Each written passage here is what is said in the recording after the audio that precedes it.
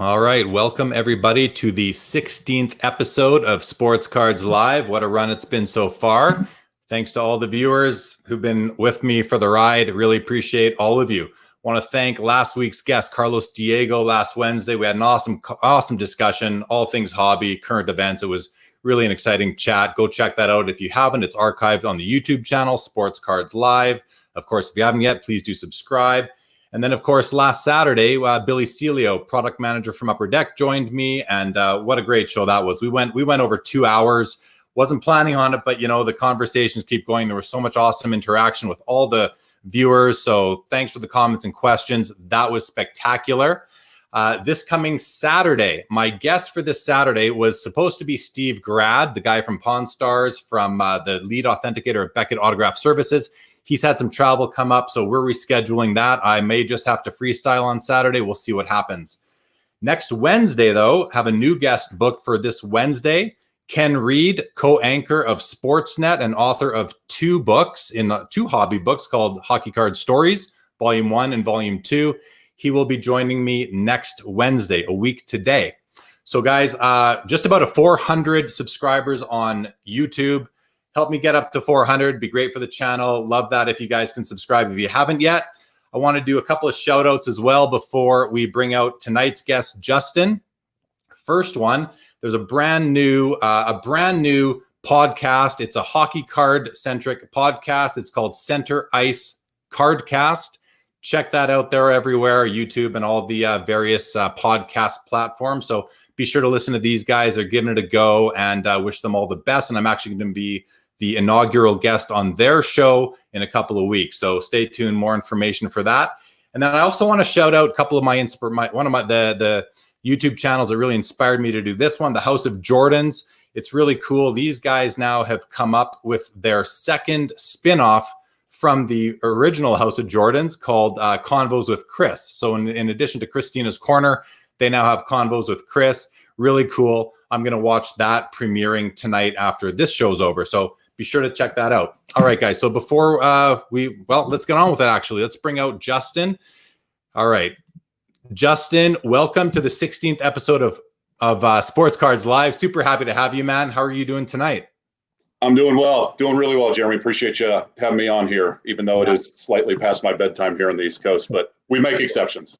Yeah, man. Well, prepare to stay up late. You mentioned you're on the East Coast. I know that you are in DC, and you know what? I mean, this isn't a political show by any means, but I think it's just appropriate that we acknowledge what's going on in the world right now.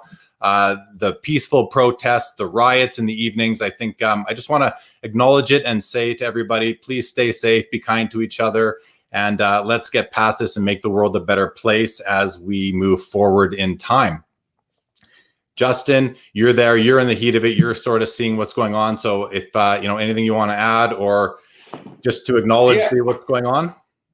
Yeah, no, absolutely. And I couldn't agree more. It's one of those things. I'm doing well. It's just very strange being in the nation's capital right now. It's a massive military law enforcement presence. Like you mentioned, though, during the day, and I've been to some of the protests and the rallies. They're very peaceful, organized.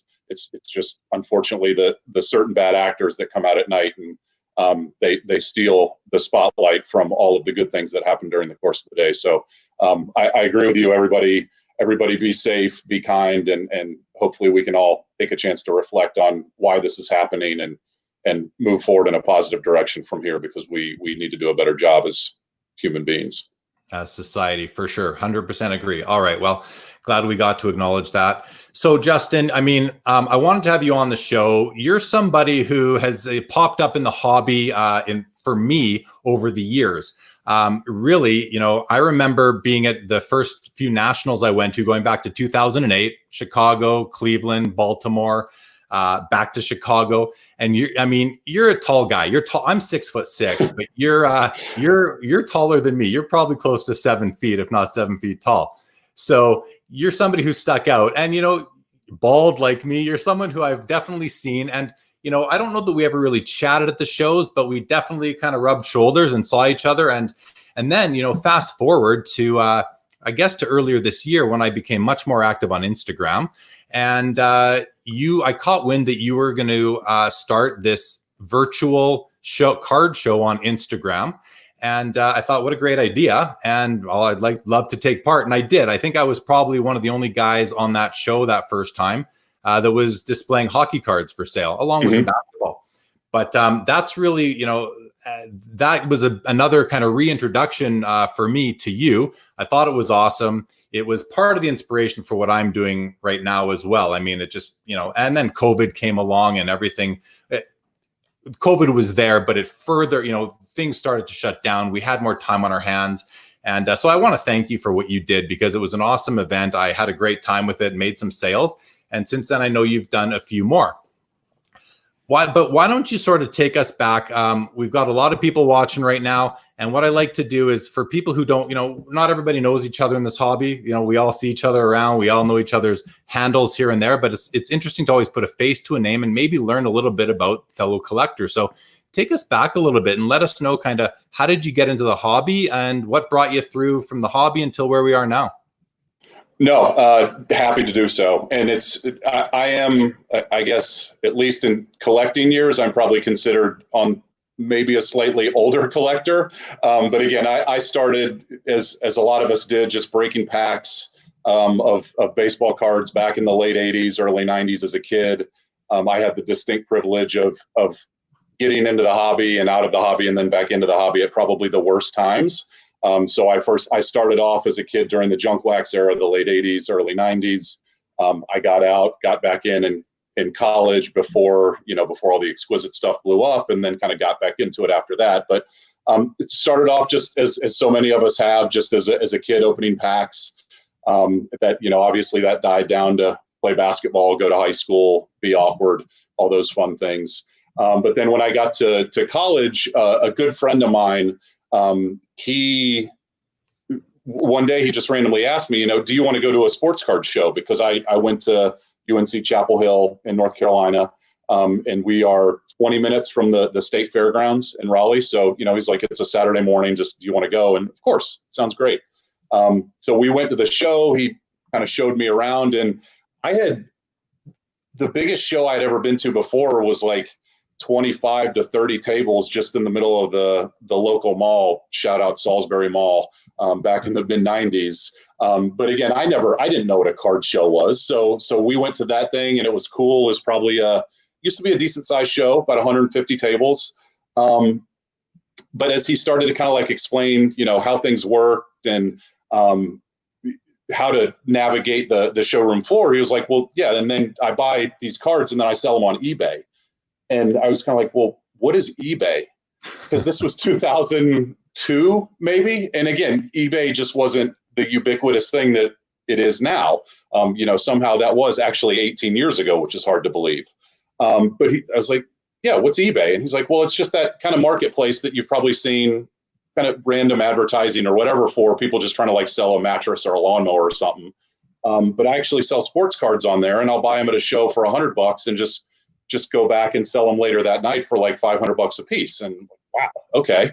And of course, he's much smarter than I am, so it was never that easy for me.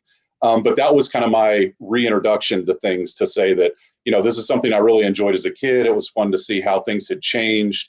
It was fun to flip a few cards to make some beer money and just screwing around money. So that kind of got me back into it. After I graduated and after I moved down to start working, I kind of got out of it a little bit again, just because natural life transitions. But I would say that starting around 2009, I've pretty much been full time since then. So it's been, I think my first national was 2013 in Baltimore. So this would mark, I think that's the 8th year of going to the national. I keep going back and forth on whether or not I'm going to go to Atlantic City, but I mean, it's 2 train rides away from me in DC, so I'll probably go. I probably won't like it, but I got to keep the streak alive. But yeah, I've been an active participant on any number of the different mediums that I know we're going to discuss a little bit later. Whether it's the evolution of the message boards, Instagram, Facebook, since then. So it's been wild to see how things change, but things just stay the same in terms of the people that are involved.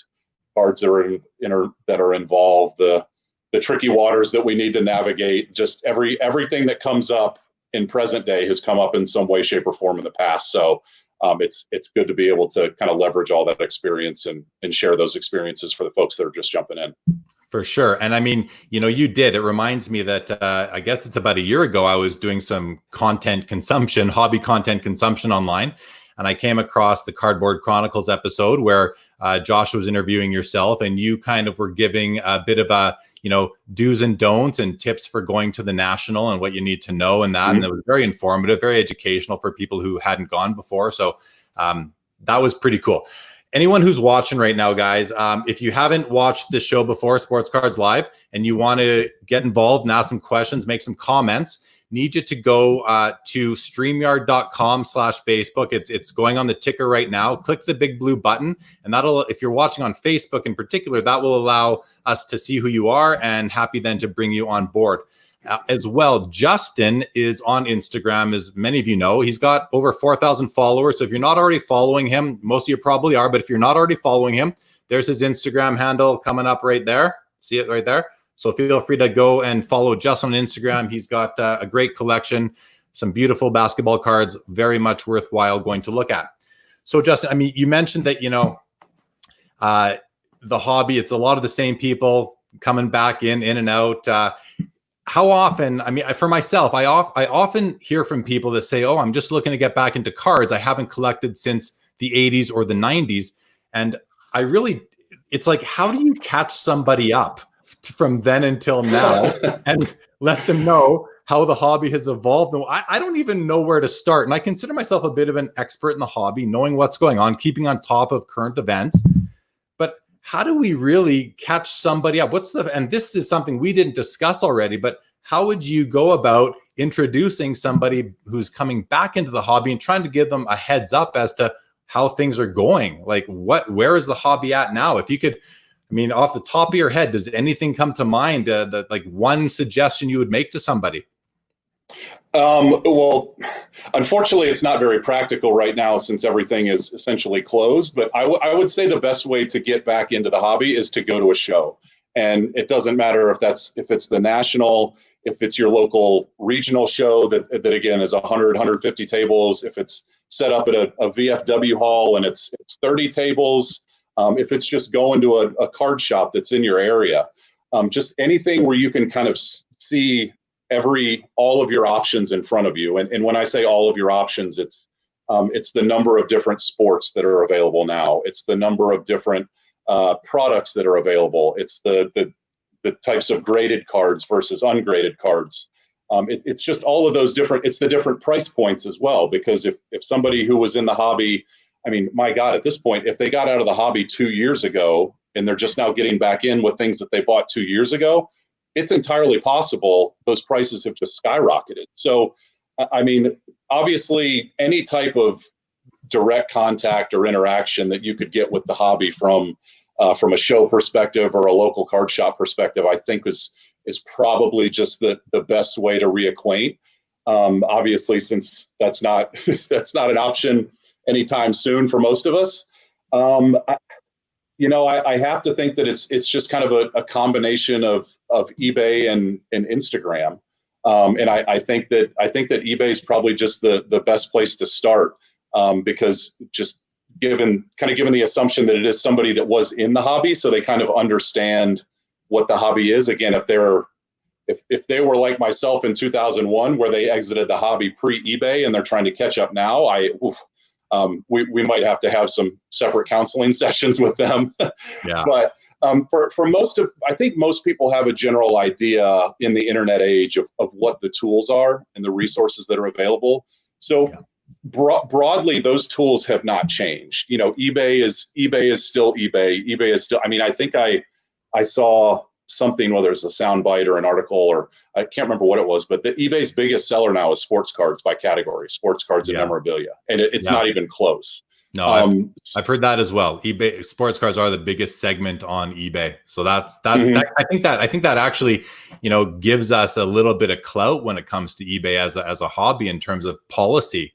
For example, showing sold completed listing prices showing whether or not a card actually got paid for. These are things I think we want as a hobby. And perhaps because we are their biggest segment or their biggest category, we may, if we band together and talk to the right people, we may be able to, invoke some change. That would be pretty cool. You mentioned that, people know where to go now, especially virtually. I'll add, because, you mentioned eBay and Instagram. I'm going to add YouTube, where we are right now. And of course, Facebook groups where you can go and ask questions. And oftentimes there's people who are more than willing to answer. And of course, YouTube has a lot of hobby content on there right now. If you can find what you're looking for and make sure that you can kind of weed out the good information from the bad, and and go from there and reacquaint yourself to the hobby. Okay, man, before we move ahead, let's just go to a few of the comments. Welcome some of the people to the show. One of my favorite guys in the hobby, Rodman Martinez, is here first to the show. Rodman, happy to have you. Rodman, someone I met at the last national in person for the first time, but he reached out to me kind of blindly on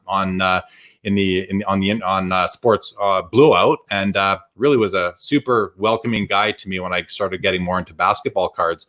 You're familiar with Rodman as well, I'm sure. Yeah, let's not boost his ego too much. So let's keep the head somewhat reasonably sized. But yeah, Rodman's all right.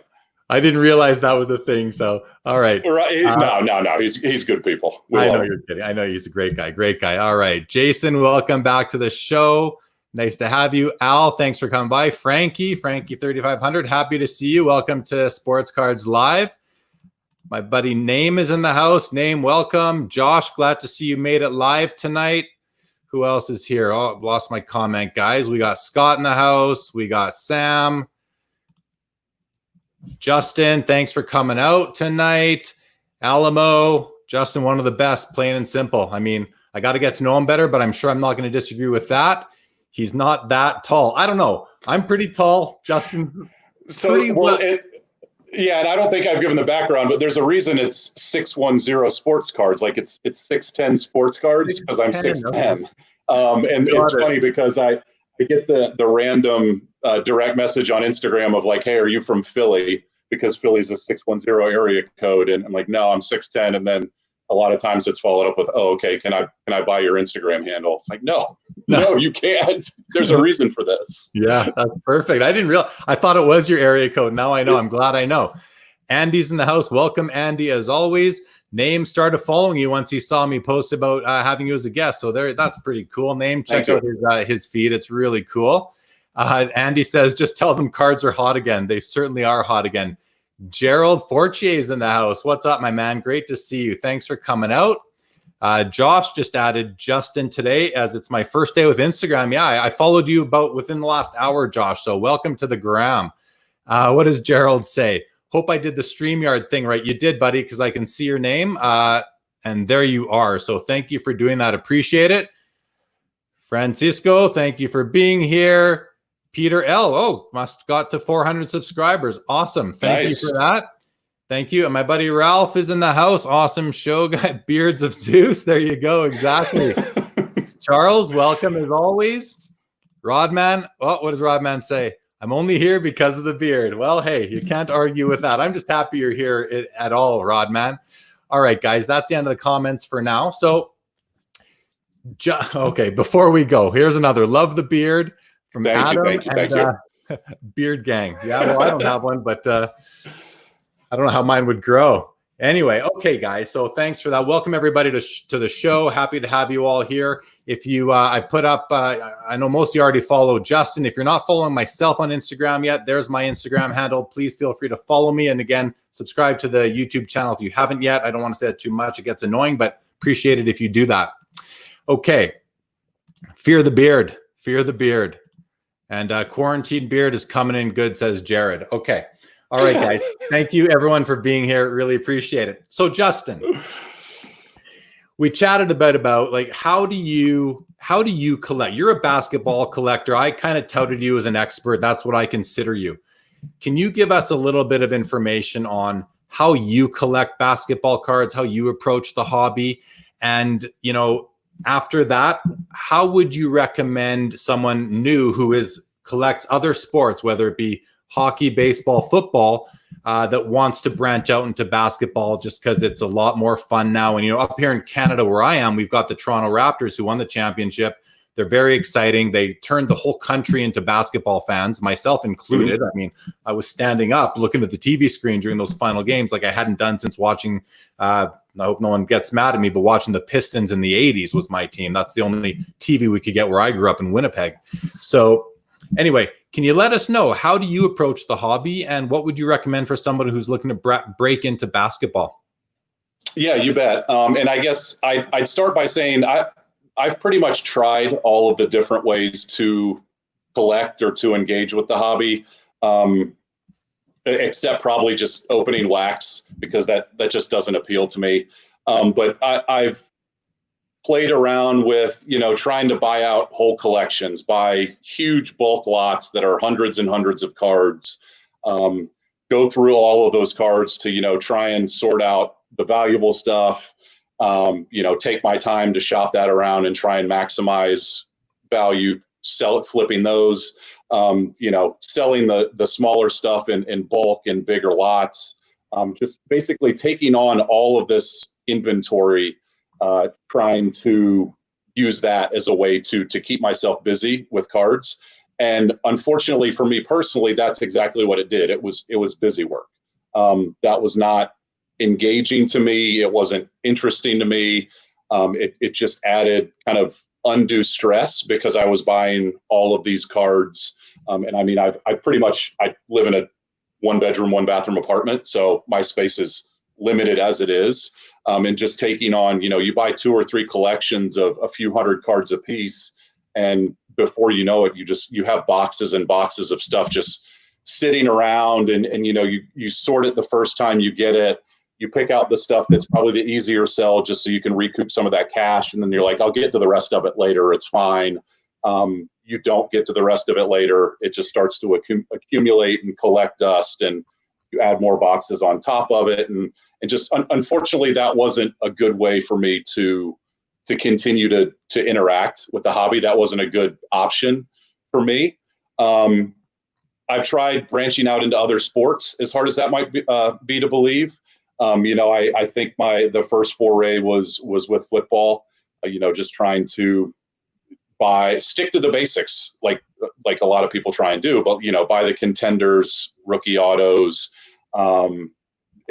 maybe some national treasure stuff. But again, not really getting too far into the deep end, because I just trying to feel it out, learning from the mistakes of the past with buying the bulk lots to say, all right, let's maybe not go too crazy with this next experiment. Let's dip our toe in first and see how that goes.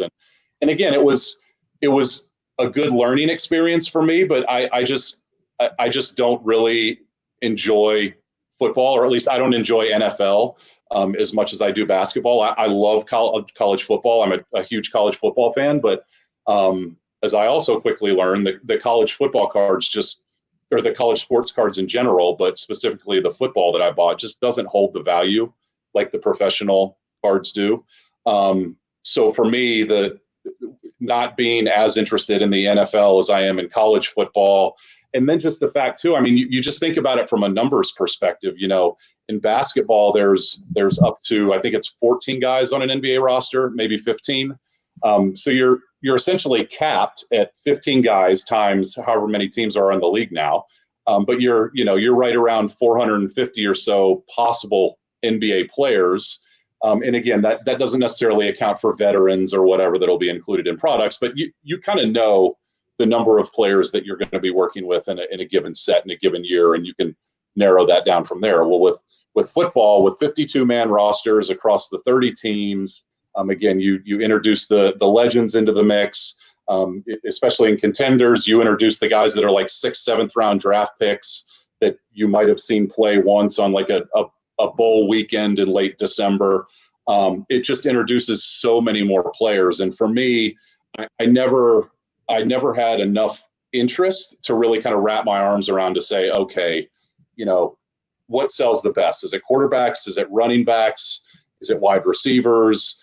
Is it veteran guys? Is it rookie guys? Should I be looking for value? Again, it was daunting enough that my kind of overall interest with it just didn't kind of propel me forward to want to continue down that path. And ultimately, I'm sure you've said it. I'm sure your guests have said it. I'm sure I'll say it multiple times tonight. But it just came down to buying what I like. I mean, that's the main thing. If you get a card or you buy a card and you get it in hand and you open the package and oh, cool, nice, this is in, and then you grab it off the coffee table 15 minutes later and you're just kind of shaking your head like, oh, I don't know why I did this. Then, we all do it. It happens, especially now when retail therapy is a very real thing. But you should be buying the stuff that you like, the stuff that you're interested in. So for me, that's obviously first and foremost basketball. So with the basketball stuff, I've tried prospecting from a rookie perspective, from a young guy perspective, as I know a ton of guys like to do with whether it's basketball, Bowman Chrome baseball, Contenders football, like I mentioned, just trying to figure out who's going to be hot, who's the next big thing. And I made a little bit of money doing that, just buying and holding. But again, I would buy and hold, and I would pull out 5 of the same card, 10 of the same base Prism rookie, and that's just not very interesting to me. That doesn't hold my attention that well. And if anything, it goes back to my point about having inventory. And when I see inventory start to build, I start to get a little bit nervous. So after having said all of that, knowing that I'm an accountant by trade, you are as well. So our natural risk aversion is lower than maybe the general public. I just stick with the blue chippers. My primary focus is Jordan, Kobe, and LeBron. My idea of prospecting is, buying a Giannis National Treasures rookie auto 7 years after his rookie year. Right. So, yeah.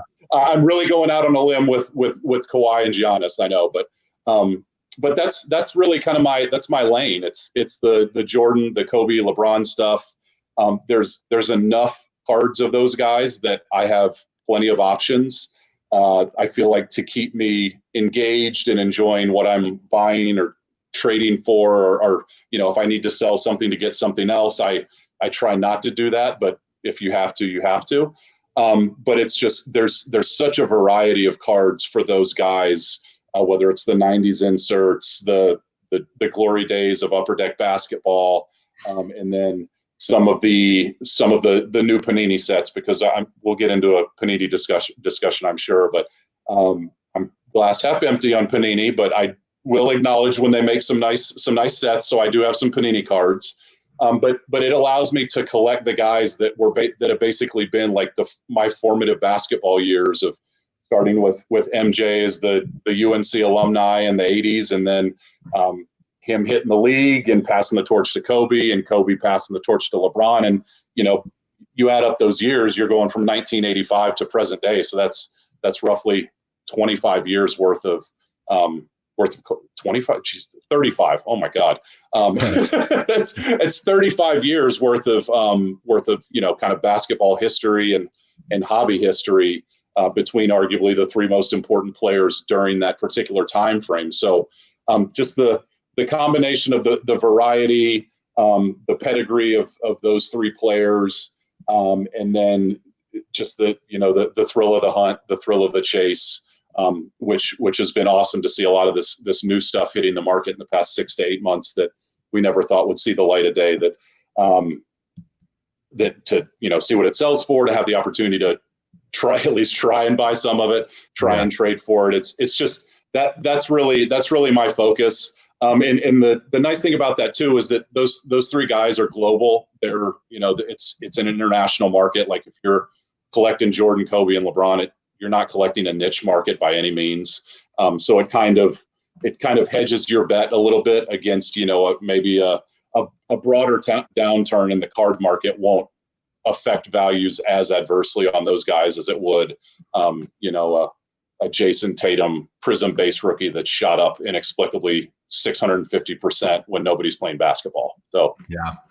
So I mean, you're a seasoned collector though. Like you're collecting those the big 3. Really, they passed the torch from Jordan to Kobe to LeBron. Didn't skip a beat really, and I think everybody would love to collect those 3 guys, and I know a lot of people do.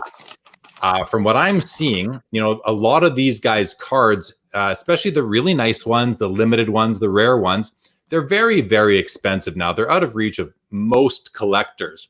If you're, if you're a new collector coming into the hobby, or a new collector, a new basketball collector, and you're a budget collector, what advice or what recommendation would you have for somebody like that in terms of what should they be looking for? Like, would you recommend they look at lower end Kobe, LeBron, Jordan cards, or look for other players? I know obviously collect what you like is overriding. I think everybody likes the best players, though. We can probably make that assumption, right? Even though you got the whole LeBron MJ GOAT debate, and I'm sure some LeBron people don't want MJs and some MJ people don't want LeBrons, although I don't know why anyone would take that position.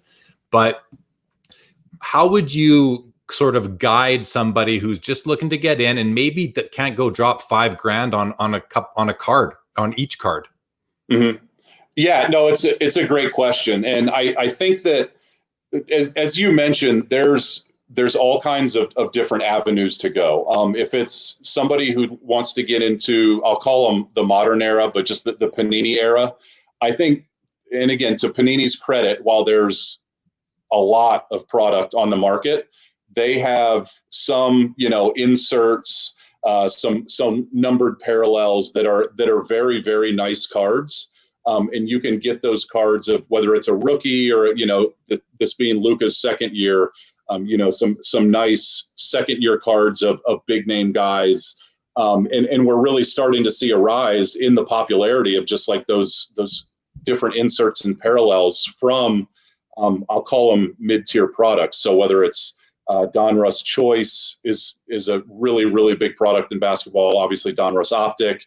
I'd argue that Prism is arguably the biggest product in the hobby. Again, Prism is gotten to the point it's very, very expensive, but there's different options within those products, whether it's from an insert perspective, whether it's from an autograph perspective, of ways for you to new collectors to find value. And I think the value is just trying to find something that does have a sense of scarcity, that isn't just a run of the mill, like it comes every 1 in 4 packs, or it's serially numbered to 2,000 or something like that. Just different areas where you can say, okay, I think this is a really nice looking card. I like how this card looks. This is interesting to me. And then it gives you the opportunity to search for comparable sales on eBay or any other marketplace to see if that card is on the rise, if it's already risen and it's on its way down, if it's remained relatively stagnant since release. And then from there, you can make an informed decision to say, okay, I feel like this has room to grow because there's big names in this set. Like I think it's the Hoops. I want to say it's Hoops High Voltage this year. That might be wrong, but they have the gold finish. And it almost looks like a gold chrome card, but it came out of the base Hoops product. And that's a card that's just kind of skyrocketed in value, but it's skyrocketed because it's a deep checklist. It's LeBron, it's Giannis, it's Luka, it's Steph, it's big name guys. And those big name guys can be had for $20, $30, $40, $50, whatever the case might be. So I think that's kind of a good example of the type of card that is out there. It aesthetically, it looks great. And it's not going to break the bank in terms of a new person or a new collector trying to jump into the hobby. Cool. And then I would say just from a rookie perspective as well, the main thing for me is that, you see the run up in certain guys like the Luka base Prisms, PSA 10s, the Zion base Prism, PSA 10s. Those two guys are phenomenal. I mean, they're must watch television whenever they're on. So of course the hobby is going to naturally gravitate to them. I guess just be wary or make sure that you understand just a little bit of history about those cards, because right now I checked the PSA population before we started, and there's over 10,000 Luka PSA 10 based Prism rookies, and Zion is currently just below 5,000, and Zion has been out for 6 months. So again, it's just as important to know what you're buying as just as much as knowing why you're buying it. And FOMO is fear of missing out. That's not a good reason to buy something. So if something has already taken off this meteoric rise in price in a matter of weeks or months or whatever it is, just make sure you try and understand why that's happened and whether or not you still feel like there's opportunity to for growth with again, whether it's Luka or Zion or whatever player it might be, because as you mentioned on some of your other episodes and earlier, it's just everything is white hot right now, and we're not playing sports, and everything is selling as high as it's ever sold. So it's great, but it's also just kind of, you need to make sure that you take a pause and make sure that you're crossing your T's and dotting your I's before you take the plunge. Yeah, I think that's great advice. Really, we have to be sort of cautious as we move forward, because the market is so inflated right now. And I'm not saying it's not justified. I mean, the market is what the market is. But you kind of, I wanted to ask you a little bit earlier there. So if you're coming in new and you realize, listen, I might have missed the boat on Jordan, LeBron, Kobe, and in terms of their older stuff, their early stuff, and the really nice 90s, rare 90s inserts and all that, and you had to pick a guy to invest some money in, and I use the word invest, I mean collect as well. But if you had to pick one guy to collect between Luka and Zion right now, who would you collect? Luka. I think it's a question. Luka. Yeah, I think it's a question a lot of people are asking. I mean, who's the better of the two? You can't afford to maybe go all in on both of these guys. So I think a lot of people might be picking one. You said Luka, I kind of cut you off there, but Luka, hands down to you. Can you explain why? Can you put into words what it is about Luka that you think is a better long-term hold or more exciting collectible to have over Zion? Yeah, I would say that the reason I go with Luka is a few reasons. I trust leadership, and I trust Mark Cuban to be able to give him the resources that he needs to succeed.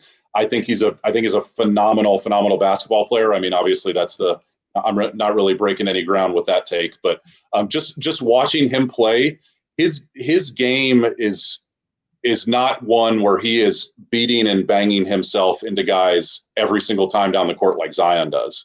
And just knowing that Zion has that injury history, and that his game is domination, is power. And if that's your style of play, then it's going to be inherently more risky than a guy who's just a sorcerer, a wizard out on the key and is facilitating other guys, getting everybody involved, making sure that his whole team stays fresh. And kind of the flip side of that is he doesn't put himself in harm's way as much as a guy like Zion would, just in the front court. So I would definitely say Luka. Again, I think that the Prism base rookies will always carry the day, but I think that there's still value to be had in some of those other sets, whether it's the optics or just the lower end. I mean, the lower end hoops cards, just to if you can find something in a nice parallel or a numbered card, or some of his second year cards as well. I always tend to, if I do want to buy a young guy, so I actually a handful of months ago, I bought a Luka Donruss Optic Gold refractor, or sorry, they're not called refractors, Prism Gold. But because I wanted a nice Luka card, but I just couldn't justify shelling out the kind of money that it would take to buy a rookie year equivalent of something like that. So, I often find that there's a lot of value in second and third year cards of those rising stars.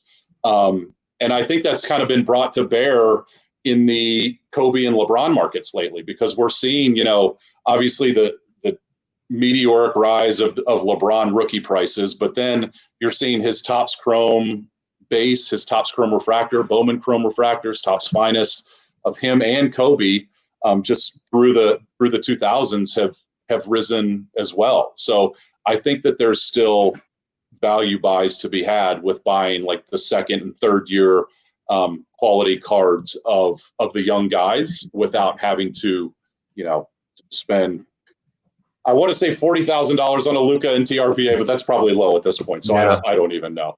Yeah, I like what you said earlier there about Luka, the way he runs up the court, he's not banging into people. I draw an equivalent as a hockey fan predominantly. I draw an equivalent to when we say that the player can see the ice. They kind of know what's going to happen. It sounds to me like Luka's the kind of player that sees the court. He knows where to be, where to not get himself banged up. And I think that's why that's a great, that's where you're bringing value right now to the audience, especially those who are not familiar with basketball as much as you and some other people, in that, that's something that we may not have known. It's super easy for all of us collectors to just get caught up in the hype of Zion, the hype of Mike Trout, the hype of anybody, Luka, it doesn't matter. It's easy to say, hey, I guess I need a Mike Trout rookie. I guess I need a Luka rookie, but why do I need them? What's going to keep this player important throughout their career?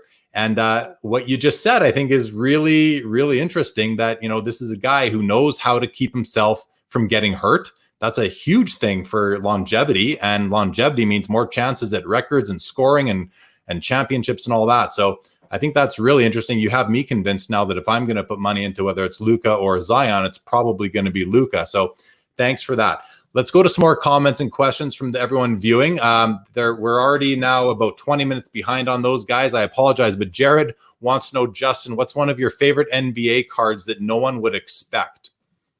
Can you answer that? Yeah. That nobody would expect. So I would say, so a dear friend of mine, I told him a story that since I live in downtown Washington, D.C., I live very close to the Capital One Arena where the Wizards play. So oftentimes when I would go out to grab a bite to eat or, just go out for whatever, there's a wonderful homeless gentleman who thinks I look like one of the Washington Wizards players, and his name is Marcin Gortat. And he would always just yell at me. He'd be like, "Yo, Gortat, what's up, man?" I'm like, I'd wave to him. I tried explaining to him that I'm not this player. I'm not Marcin Gortat. But shaved head, beard. I kind of tall. I kind of do look like him. So my very good friend has just started calling me Gortat, and he's sent me some Marcin Gortat basketball cards, and a few other collectors have as well, just as, just kind of the pay it forward. It's the small things in the hobby. Sure. And I have a small but very quality and a very prized stack of Marcin Gortat basketball cards that will never go anywhere. I mean, whatever the reason, that's a great story. So I found that's very interesting. And, there's all sorts of player collectors out there, and there's all sorts of reasons why people collect certain players. Maybe you met them, maybe you feel like, I know a certain guy who is a shorter goalie. He collects a short goalie. I mean, it just depends, right? Whatever the connection is to the player, it doesn't really matter as long as you're having fun with it. All right. My buddy Andy says, Jeremy, do you take tiny sips of your water so you don't have to take bathroom breaks, Andy?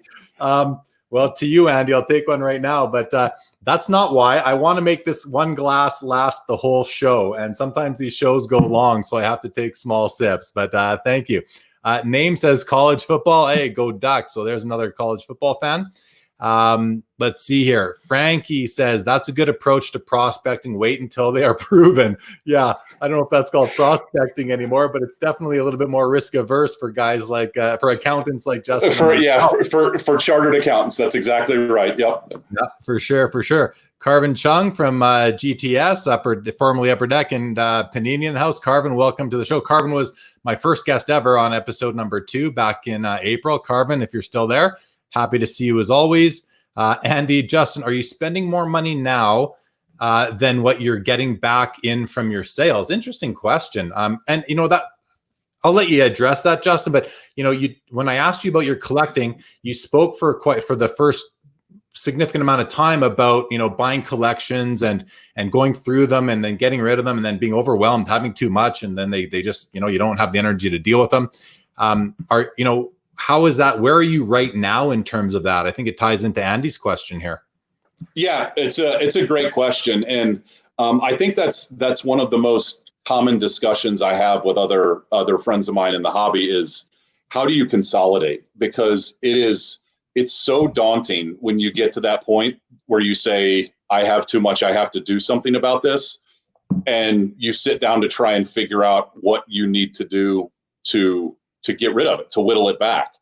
So I would say that I probably I started consolidating maybe 3 years ago, and it was a very, very slow process. There was stuff that I could just ship off for consignment sales that was run of the mill. It was $100 or less, just things that were pure bulk inventory that whatever they sold for, they sold for. But then there was quite a bit of other stuff that whether it was just a stupid buy on my part and I just wanted to try and minimize the loss. If it was stuff that I felt like was still undervalued, but I wanted to let it go, so I maybe shopped it at a little bit higher of a value than what the market reflected at that period of time. Almost just trying to wait things out. But any number of different considerations. I mean, that took me years, and it took me years, and I didn't even have that much stuff compared to a bunch of my friends. It was they laughed at me. They were like, "What are you talking about? You have like 2-4 rows of cards." I was like, "You have no idea how much this is stressing me out right now." So it was a long, just kind of labor of love, I guess, at least in the end, to be able to thoughtfully go through everything and continue to make your piles. Your keep pile, your maybe pile, and then your sell pile, and just the keep stuff usually stays the keep.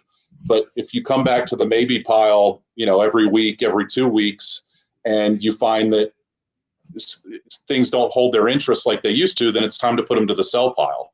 Right. And I just went through that process for an extended period of time before I finally got to the point where, I was comfortable. I was like, okay, I like this. I'm comfortable with this. And I think at present, I would say, just to kind of close the loop on Andy's question, is that I'm down to, I think, about 80 to 90 cards right now.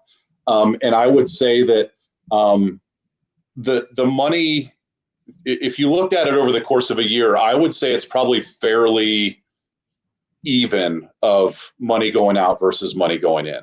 Okay. I try not to sell things unless there's something else that I've got my eye on. Fair enough. I think a lot of people actually operate that way. They've got the invested capital in there, and what's in there is what's going to be. And if they're going to buy something else, they got to sell something. It's hard to keep on putting new money in if you're an average kind of person. So, all right. Carvin says, speculate on new rookies in 2 to 3 years. So I think, and that makes some sense. Make sure they're going to stick around the league. They're not going to have a career-ending, devastating injury that's going to take them out. That's probably really good advice from Carvin. Appreciate that one. Francisco, I'd recommend them to learn the product before making the first purchase. Now, that's interesting, because I'd like to know from Francisco, what do you mean by learn the products? I mean, it's one thing to know what's available, but to me, if I'm thinking about learning a product, I want to understand its brand equity. I want to know how long the set's been around. Is it going to continue to be around? If it's a one and done, it's easily forgotten down the road, right? I mean, right. Like, you want something that people are going to remember and clamor for, I think, year after year.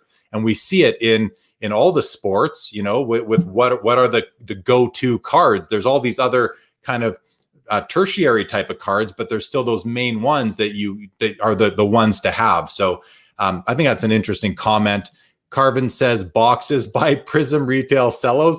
I don't know if that's because Carvin sells them for a living or because that's what he would buy himself. But or both. Yeah, or a bit of both. Exactly. Sean Robb in the house. Welcome, Sean. Justin is popular with a gang at Sports Card Forum. Question: would you agree that a lot of the new basketball demand is coming from Taiwan, the Philippines, and China? Great question. Why don't you take that one, Justin? Yeah, no, it is a great question, and the answer is absolutely yes. I think that just the rise of different Facebook collecting groups, the rise of Instagram, the rise of, as you mentioned earlier, just all the different social content that's available on YouTube. The world is at your fingertips in the Google machine, and you can find anything. And that includes sports cards as well. It's interesting. I actually last year, I think around February, I have just a kind of an image website that I keep pictures of my cards on. That's just more organized than Instagram. It's nicer pictures, just something that's nice to be able to send people a link to a picture if they're interested.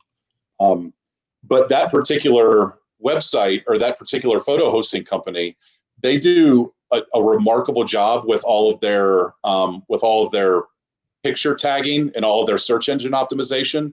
So whenever I search for, something like Kobe Exquisite Auto, I try and be diligent about adding titles to my pictures, but I don't do any kind of tagging or SEO on my end. It's just I give the picture a title and that's it.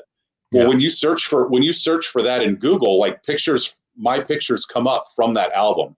And I actually made a deal with a gentleman because he tracked me down. He was just searching for, I think it was Kobe Jordan autograph or something like that. And he randomly stumbled on my page and reached out to me through the email that I had. So I would say that just the connectivity that we're all afforded now with Instagram, with Facebook, is especially from the international community, as you mentioned, Sean, is just, it's so important. And the great thing about Instagram is that it's easy. Yeah. You download an app. It took my old behind a while to figure out Instagram Live, but that's because I'm old. But yeah, you download the app, you upload a picture, you can add some hashtags, and then you just start following people. And it's People out have there. similar interests. Yep, similar interests, whatever the case, whatever your art desires, and it's out there, and people can find it, and they can find you, and before you know it, that network and your internet footprint just grows astronomically. So yeah, I would say that the rise of the international basketball card market from the Asian countries and from the European countries as well, and it's interesting because there's just such different groups of collectors in the different markets. A lot of the European collectors, they have guys that they've collected from the 90s, and they super collect those guys. They buy one of every single card of that guy ever made, and they're just it's a remarkable commitment. It's remarkable depth of the collection, and I've had the privilege to see some of those in person, and you're just like, wow, this is remarkable. And then a lot of the Asian collectors, they want the highest of the high end, and once it's sold, it's probably not going to turn up again. So it's one of those things where you have to consider, it's the number might be nice, but are you okay with never seeing that one again? So the guy that tracked you down, was he over in Asia or was he in the States? He was in the States. Okay. So that was was curious about that. That would have been cool if he found you from somewhere in Asia. That would, definitely. But I definitely had with the Instagram, because I pushed back on Instagram forever. Again, the old man shakes fist at cloud. It was like, I'm not going to join Instagram. That's for the kids or something. Yeah. It's for those damn millennials. So it took me a while. I mean, I think my first post was January of 2017 or something like that. I actually have your first post, the first card you ever posted. I have it teed up and ready to show everybody. We'll do that in a few minutes, though. Perfect.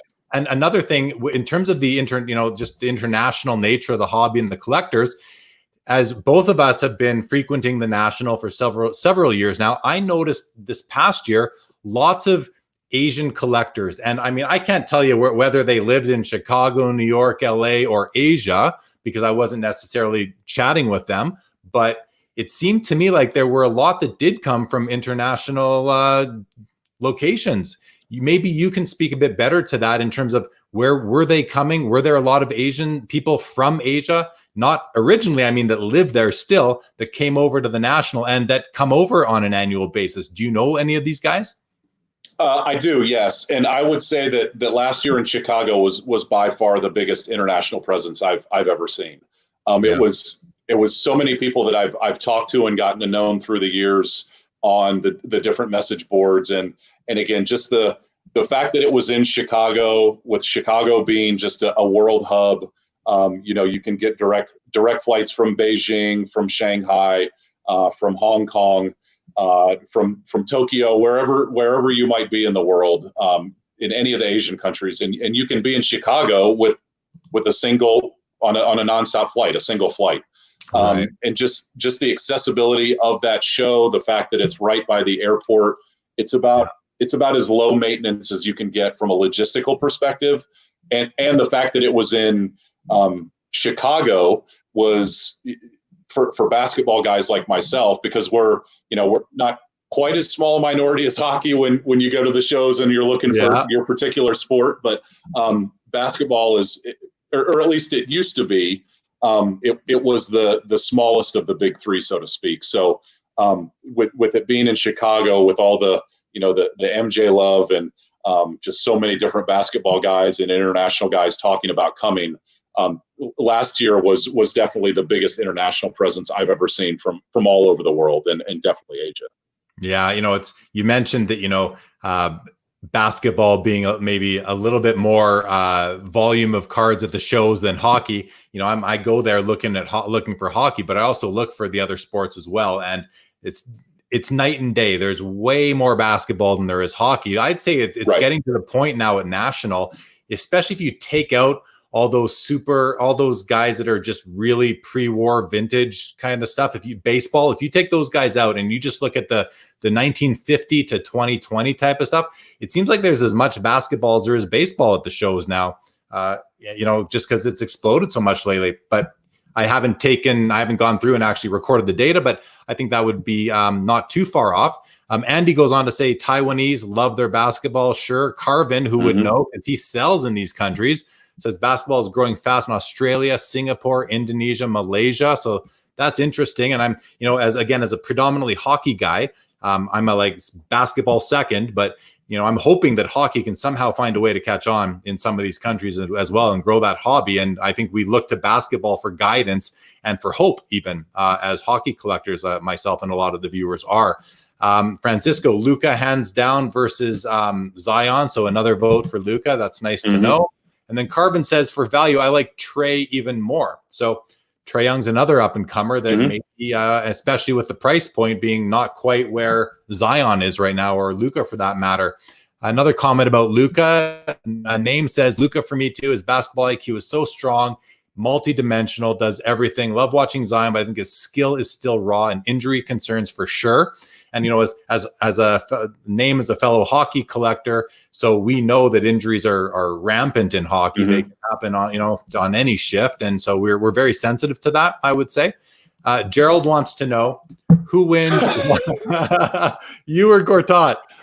I think I'll still give the nod to the NBA player instead of the 1 year of JV basketball and college player. But I'd get a couple points on it. Okay, cool. A couple. Hey, that's better than most people would get. Carvin wants to know which player, retired or current star, is most undervalued. Oh boy, in the sports cards market. So that covers a lot of sports, a lot of players. That's a tough question. I mean, I don't have an answer prepared. I don't even know what sport to think in, first of all. Does any, if you want to think in basketball, Justin, for yourself, does anyone pop into mind? Basketball is tough. It's the first thing that honestly comes to mind with undervalued across all sports is just the rise of soccer card prices over the last 6 months. There are certain players that have just absolutely exploded in value, and they're very young guys. They're very prominent guys. They are tearing it up for their respective clubs. One of the guys that he plays in the German league, and he just came back, and I think he had 3 goals back in his first game. So I feel like those two guys, those handful of guys, are kind of carrying the day for the broader soccer market. And I think that a lot of the other young stars, whether they're English Premier League, whether they're the Bundesliga in Germany, whether they're the top tier in France, whatever the case might be, I feel like the boom of the Jadon Sancho cards and the Kylian Mbappe stuff is just going to, it's the rising tide lifts all boats, and people are going to be looking for that next big thing within the soccer market, because soccer market at a price point, a box of Prism soccer is, I mean, Carvin would know this better than I would, but it still pales in comparison to what a box of Prism basketball is. Right. So again, it's value, it's opportunity, and it's a very, very niche market still, even after all of the growth that we've seen over the past 6 to 8 months. So I think that, again, if it's something you're interested in, or if it's, from whether it's a prospecting perspective or soccer itself, then it's very much worth looking into, because I feel like, and I think a lot of people do, that we're just starting to scratch the surface with the soccer market, which is similar to basketball. It's global. The world, yeah. Right? It's the global game. So you're gonna. It's like it's still a niche market despite its global appeal and the crazy fans that are worldwide for it. I think you're probably right. I mean, it's tough to pick one athlete out of all the sports who might be the most undervalued right now. Something that Carvin, I wish, sort of gave us that question a day ago, so we could have thought about it. But I do like your answer, Justin, that soccer might be where the most future value opportunities are right now. Okay, let's keep going here. Billy says, Jeremy just got on. I'm a believer Ja has a ceiling higher than Zion. What are your thoughts, Billy? I'm not qualified to think that. I haven't seen these guys play. I've only seen Zion briefly play. Justin, what do you think? Do you think Ja has a higher ceiling than Zion? I think it's hard to say. I guess when we talk about a higher ceiling in terms of his overall impact on the game itself, I think he could. He could be a Dwayne Wade type. I mean, he's explosive. He understands how to speed up and slow down when it's needed. He's developing an outside game. I guess the thing with Ja is that we've started to see some breakthrough with superstar players in kind of mid-market teams. And Giannis kind of led the way from that perspective. But the broader hobby in general is still kind of reluctant to give a lot of the mid-market teams the mega push like Giannis got until he became, one of the best basketball players in the world. So I think from a value perspective, seeing what Zion stuff is selling for as it compares to Ja cards, that there's opportunity with Ja as well. But again, as long as Zion stays healthy, I mean, there's no stopping the Zion hype train, and that's the biggest. That's obviously the biggest if, is health. But when he's healthy, it's going to keep on cranking. Yeah, and Billy Celio is a product manager at Upper Deck currently. And Billy, I think you should probably be worrying more about hockey than basketball right now. So please stay focused. Charles wants to know, and you may never have dealt with this, Justin, because you collect LeBron, Kobe, and Jordan. But have you ever dealt with a market crash on a player that you've had a lot of cards of, and what have you done in that circumstance? It's a great question. I have never prospected to the degree of putting just tons and tons of money into a single guy, and then unfortunately it didn't pan out. However, I mean, to this day I still have 2 exquisite rookie patch autographs of a guy named Raymond Felton, and he was a point guard at UNC Chapel Hill. He led us, yes, I'm saying us, to a national championship in 2004, 2005. So I bought a few of his biggest cards, his exquisite rookie patch autos, when they were at their peak of about, I think, $800 a piece. And I still have both, and I could maybe get $100 for them now. So in an instance like that, for me, I kind of keep them around as a reminder to just, stay in my lane. Yeah. If nothing else, that's the best thing. Right. Keep them to remind yourself to not make that mistake again, and to be a little bit more diligent and careful with who you're pouring all your collecting budget into, I think. So good advice there. Right. And I don't think there's nothing wrong with taking a loss if you're just done with it. You got to swallow the pride and just kind of suck it up and do it. But at the same time, if you think that money is better served elsewhere, and just the ship has sailed on whatever player or set that you bought, then just roll it forward. Thankfully you still have some of that money, so you can just put it back into play and go from there. That goes for any business, not that collecting is business, although it is somewhat, but that goes for any inventory in any business. You have stale inventory, you got to move it, convert it to cash. If you've never watched on CNBC the show The Profit with Marcus Lemonis, he's notorious for having his partners sell inventory. If it's dead, convert it to whatever cash you can, reinvest that into something new, and flip that. Sell that to make money, and now you're going to be back to where you would have otherwise been if that player's cards didn't even go down in value. All right, let's go on to Carvin. Had a part 2 to his question. It's a long question, so I'll summarize it for you, Justin. But he's basically asking, what player do you feel will be the next darling of the hobby, after the rise of all the superstars in all sports? Anybody in basketball for you that you think is primed to become the next, and we can't count a guy like Zion, but a guy who's the next guy, like the next hobby darling, like the way Luka is, if there is one ready to come out. I think if there is to be the next torchbearer, like whenever LeBron retires, I think it's Giannis. Again, I'm not trying to say that Giannis is a great player and take that take for myself. Everybody knows this. He is a phenomenal basketball player. But I just think his unique combination of the athleticism, just kind of his body control that he has, where it's just he's just one of those kind of transcendent type players who can do things on the court that you just sit back and go, that's not normal. Yeah. Unfortunately, a lot of Giannis stuff is already very, very, very expensive. So it kind of goes back of our discussion earlier of where you can find value. But I think some of his second and third year on-card autographs are good buys.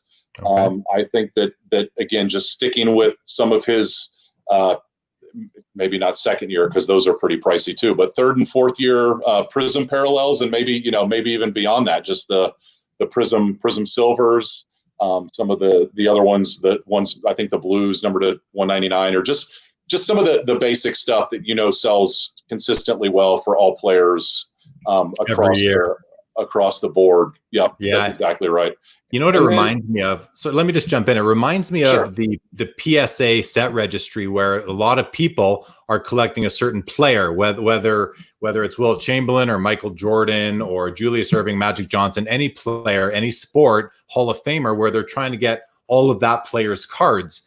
I think the modern version of that is saying, hey, I want the Prism Silver of this player every year that they play. And I think that sort of attitude and that sort of direction will keep those non-rookie year Prism Silvers or whatever Prism, interesting and valuable and in demand. And therefore, the value will maintain, I think, because of that particular reason, or that's at least sort of the parallel that I see. Barry says, he thinks it's either Giannis or Luka. And I think he's right in terms of the torch. But in terms of the next hobby darling, I'm not sure if that's the same thing, or if these guys are already hobby darlings and who's the next one. So passing the torch, I'm with you. It's going to be a Giannis, a Luka, maybe even a Zion, if he's going to be this Superman type of player, like this beast that he seems to be, this power forward who can just bust through anybody and score. But in terms of who's up and coming that isn't necessarily on the radar yet, I'm not sure who that might be. Jay here says that I think I bought a Michael Jordan chronology canvas auto from Justin 9 years ago. I would love to buy that back at 125% of what I sold it to you for 9 years ago. So consider that a standing offer. No, that the chronology canvas autograph set, Jeremy, I don't know how familiar you are with those, but it's just the iconic imagery of MJ's 63-point game, the MJ dunk contest picture, the Kobe 81-point game. I think David Robinson's what did he have? 80 points or 79 or something like that. But just these beautiful, beautiful Oh, that's right. They have chronology and hockey too. I completely forgot about that. I was just going to say they did chronology last year in hockey, and I believe they're coming out with a part 2 pretty soon. So yeah, certainly aware of it. Not only that, I went looking at your Instagram feed, and I saw some beautiful chronology cards in there. I don't know if you still have them, but I definitely saw them there. So yeah, I'm certainly aware of chronology, and so hey, there you go. If Jay, if you want to sell that back to Justin for 125% of what you bought it from him for, it's a standing offer. It's a standing offer, and I might try and jump in and snake it at 150%. But okay, off we go. So this gentleman, Cardboard Nostalgia Billy, he has a good question for you, Justin. What is your opinion on the free-for-all nature of retail boxes being available in NBA, MLB? Do you think it's wrong to buy a store's complete stock, for example? I mean, you don't bust a lot of wax. You're not a product buster. You're more of a sharpshooter, I like to call it, someone who goes after the singles. Are you keeping up with what's going on in terms of the retail scene? I am. Yeah, it's fascinating to just keep tabs on that in the Facebook groups and the just on Instagram. And I will fully admit, when I went back home over Christmas break last year, that was the peak of Zion Prism mania. You know, everybody going to their local Targets, their local Walmarts, buying blasters, cellos, hangers, the mega boxes, whatever all that stuff was that was available in retail. And I kind of poo-pooed it. I was like, oh, this is crazy. I don't know why people are doing this. And I checked my local Walmart when I got home, and they had a lot. Yeah. And I bought a lot. I did save some, but the amount that I saved was probably just so I didn't have an entirely guilty conscience, because I pretty much bought it all.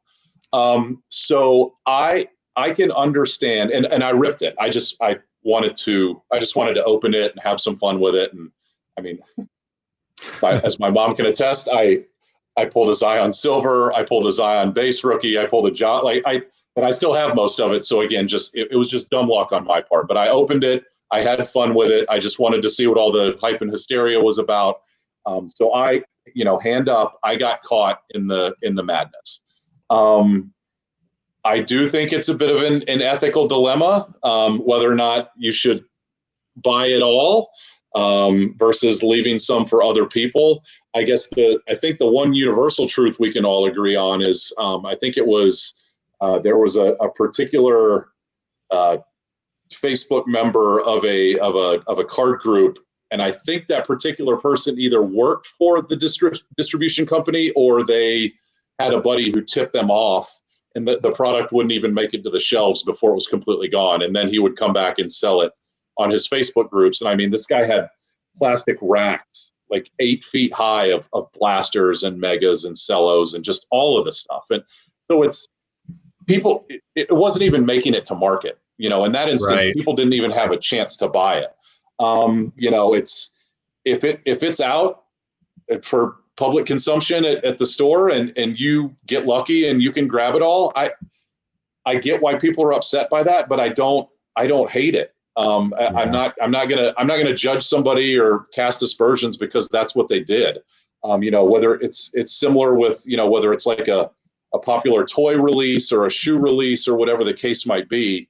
If it's open season and again, this is making some assumptions, but if it's open season and it's available for public consumption, then I tend to go kind of the free market route, but I can completely understand why people get frustrated because I mean, hell, I looked at a couple other stores on the way down to visit my folks and I didn't see any. So I was like, I was cussing under my breath the same way that a lot of us do when they can't get this stuff. So I understand the frustrations, but I don't hold it against anybody that buys it all. I mean, it is a free market. If they're putting it out there and they want to sell it and you want to buy it and you're there at the right time, I don't think we have an obligation to leave any behind for other people. I personally don't go in and buy it all, but I don't think there's an ethical reason why we should leave some behind if it's all there. I'd rather see the store implement a maximum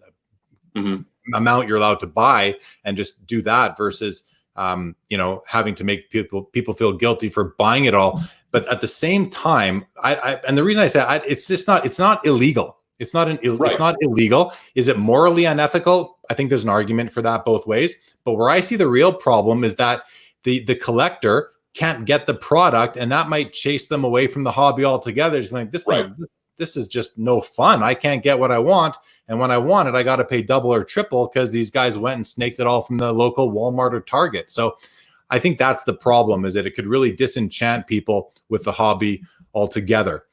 Carvin goes on to say, he just said the magic word exquisite. Well, I don't know if you're aware. You probably know. I am. Carvin, I'll say the magic word a lot more times later on too. Oh, don't. Yeah. Anyone does know Carvin worked for Upper Deck and really was the inventor of Exquisite and the cup for hockey. So really two iconic sets that everybody's aware of. Aaron wants to say Luka is a lot like PG-13 and MJ, just wants to play the whole game and win. I mean, hey, if you're I love that competitive nature in players. Barry says, could you see or would you like to see Panini buy Upper Deck and revive the Exquisite brand in basketball cards and their amazing resources? Let's not spend much time on this one because I don't think it's going to happen. But would you like to see that just for the sake of discussion?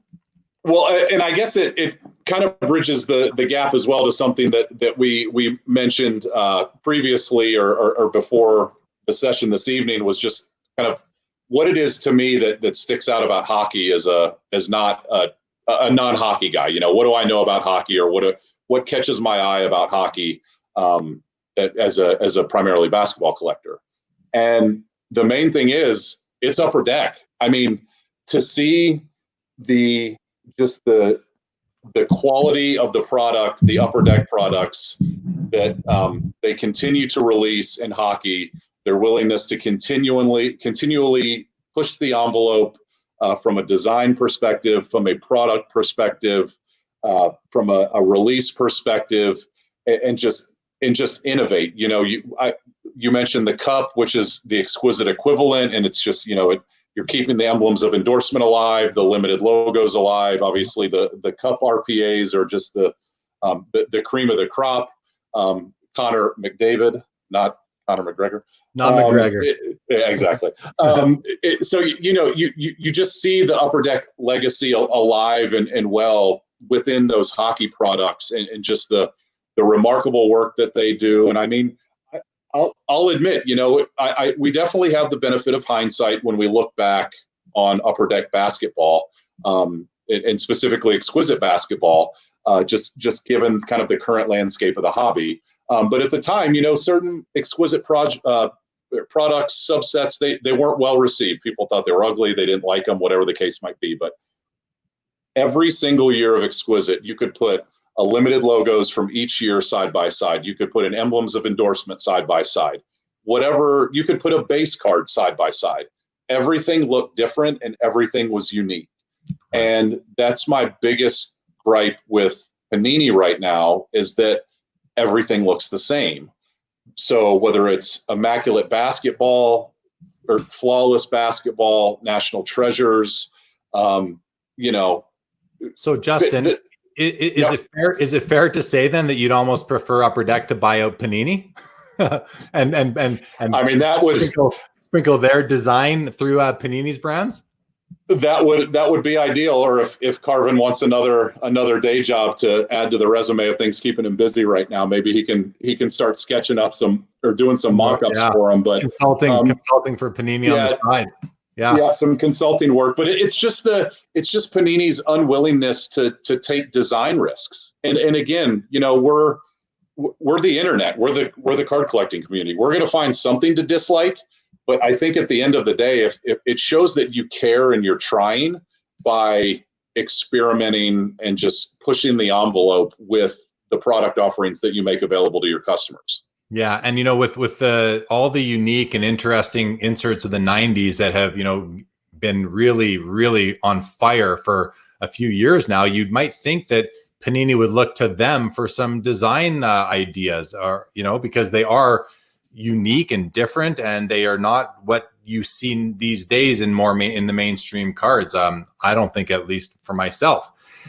Speaking of Carvin back there, he has a question for you. If you have the number one pick in the next 5 years, who is your number one pick? And you can read out these names. I don't know how to say them. Imani Bates, Bronny James, Mikey Williams, Elijah Fisher, or someone else. Do you have anyone there that you think is the next up-and-coming rookie? Oh God! Pick one. Pick one, Justin. Run out of all those names. Yeah, I'll go with LeBron's son. Why not? Sure, I'll go with the pedigree. Yeah. I mean, no, he's definitely got some advantages. That's for sure, as well as some experience. You see it a lot of look at Steph Curry. I mean, he grew up on a basketball court in the basketball arenas with professionals and became one of the best shooters of all time. Like I think there's there should be more said about these guys who are coming from really stacked bloodlines like this guy is. I think that's probably who I'd go with without knowing much about these other players. I mean, yeah. And let's keep going. Carvin says Prism 2018 Hobby is at $1,500 a box now. It jumped already. That's pretty big. And he may be talking about soccer there. I'm not sure, because he goes on to say, 2018 World Cup Hobby. Yeah. Andy can't even believe it. He says, Jesus.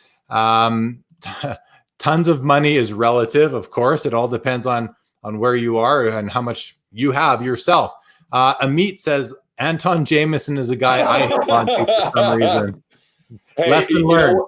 As a Carolina guy, Anton is one of the best players that ever put on a Tar Heel uniform. So I'll always love Anton. But yeah, and the crazy thing was he had some remarkable years in the league in the late '90s, early 2000s. But yeah, that was the time when he was too big to be a forward and too small to be a center, and nobody really knew what to do with those guys. And yeah, poor Anton. He came at the wrong time to get any kind of hobby love. Right on. Yeah. Paul says, LOL, new show idea, sports card regrets. Yeah, that could definitely be a good topic for many episodes of any show. I mean, we all have our regrets for sure. Charles says, do you think due to the high production numbers of modern basketball, it will have a junk wax era itself? Are we in somewhat of a junk wax era right now? And I find that hard to use the term junk wax, because to me, junk means cheap. Meanwhile, today's wax is anything but cheap, especially this, the Prism type of stuff. What are your thoughts on that? And this kind of fast forwards us a little bit to kind of the state of the hobby type of discussion. But why don't you hit that one for a minute, Justin?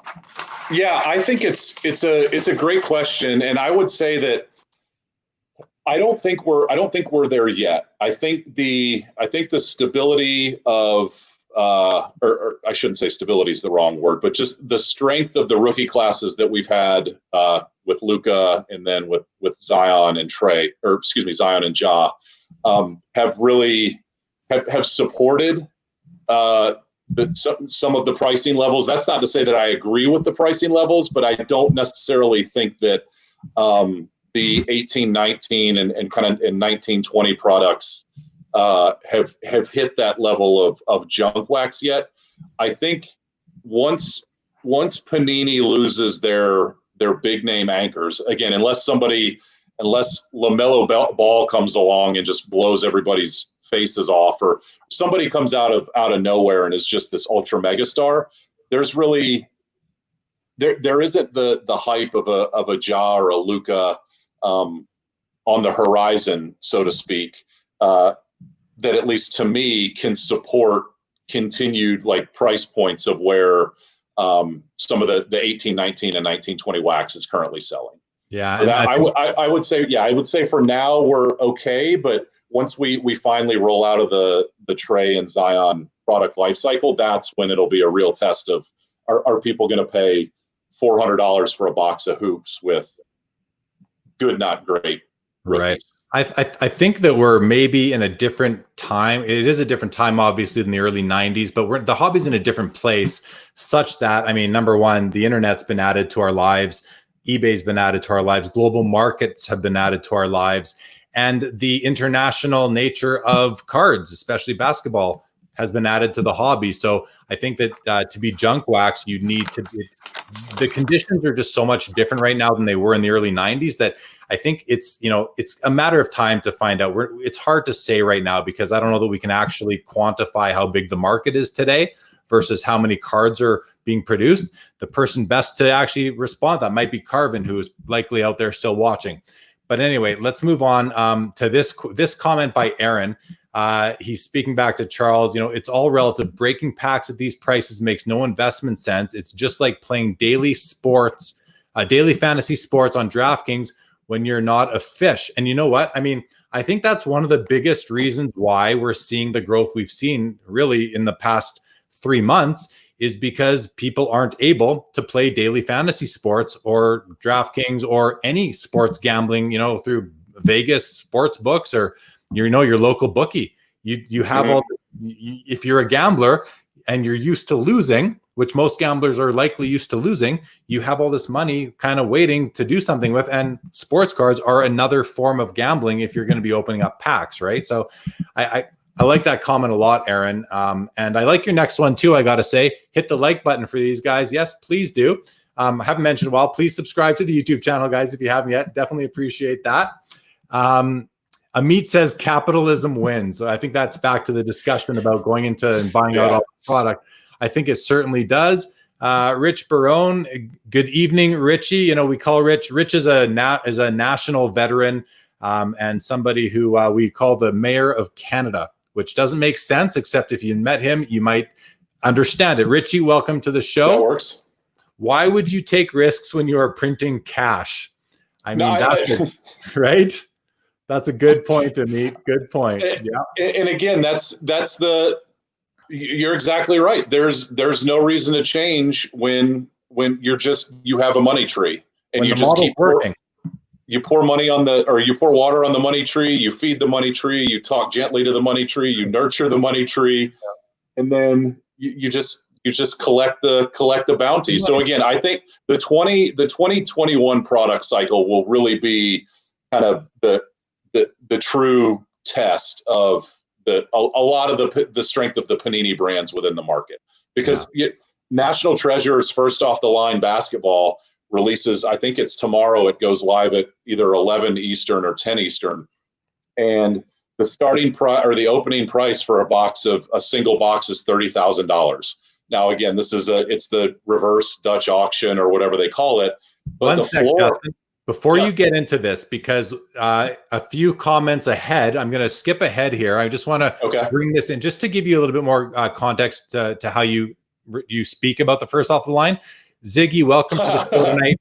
Ziggy says, thoughts on first off the line NT starting at $30,000 with a $7,500 floor. Remember when first off the line was SRP prices and NT was $750 a box. So I want to just put that up there to give you something else to speak to about this. You were just kind of going there naturally. So please do continue. No, and Ziggy's absolutely right. It's the lowest price, at least in this auction, that a box will be sold for is $7,500, and that's 10 times more than what it was last year. So, wow, it blows my mind. People will pay that. People will absolutely pay that because, again, to the point earlier about capitalism, to the point that people, they're not betting on sports. They have a nest egg or a bit of savings saved up for a family vacation that they just didn't take because it got canceled. So there's a little bit more money freed up there. It's just the market hasn't shown any signs of budging, of giving. And I will be, along with a lot of other people, will be watching the auctions very closely tomorrow to see where these things first start to sell.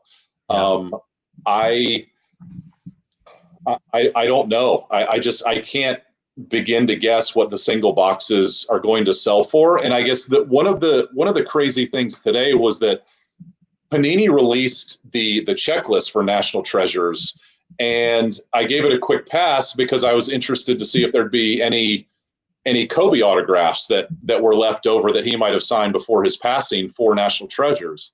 And when I looked at the checklist, I keyword search for Kobe, and I got zero results. There were no results, not for Kobe autos, but for Kobe base, for Kobe jerseys, for Kobe inserts, whatever.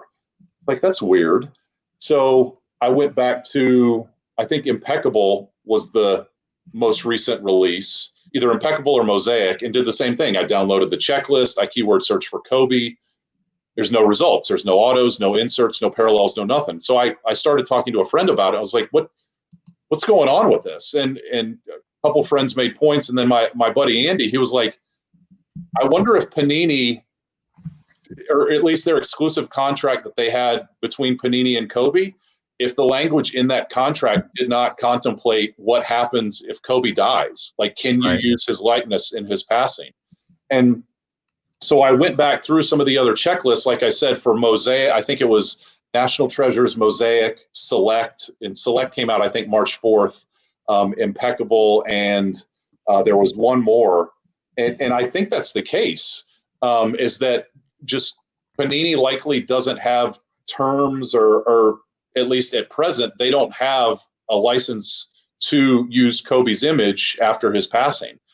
And the lack of Kobe cards in this National Treasures product just will make it even more of just a ridiculous feast or famine, because even just the prospect of chasing like a Kobe logo man auto, or like a Kobe Colossal Prime patch auto numbered to 10, that's enough for people to take the chance at these ridiculous prices, because it just adds another value opportunity along with Zion and Ja and some of the other, the big pulls. But in the especially with no MJ. I mean, right? Like, it's not even like we can hope for Michael Jordan. It's like in hockey, a product doesn't have Wayne Gretzky. That's a big hit to any and every product. So I see that now. When your second best, or one of your two of the top three guys, the second of the top three guys is not available, that's another hit to the product. I certainly hear that.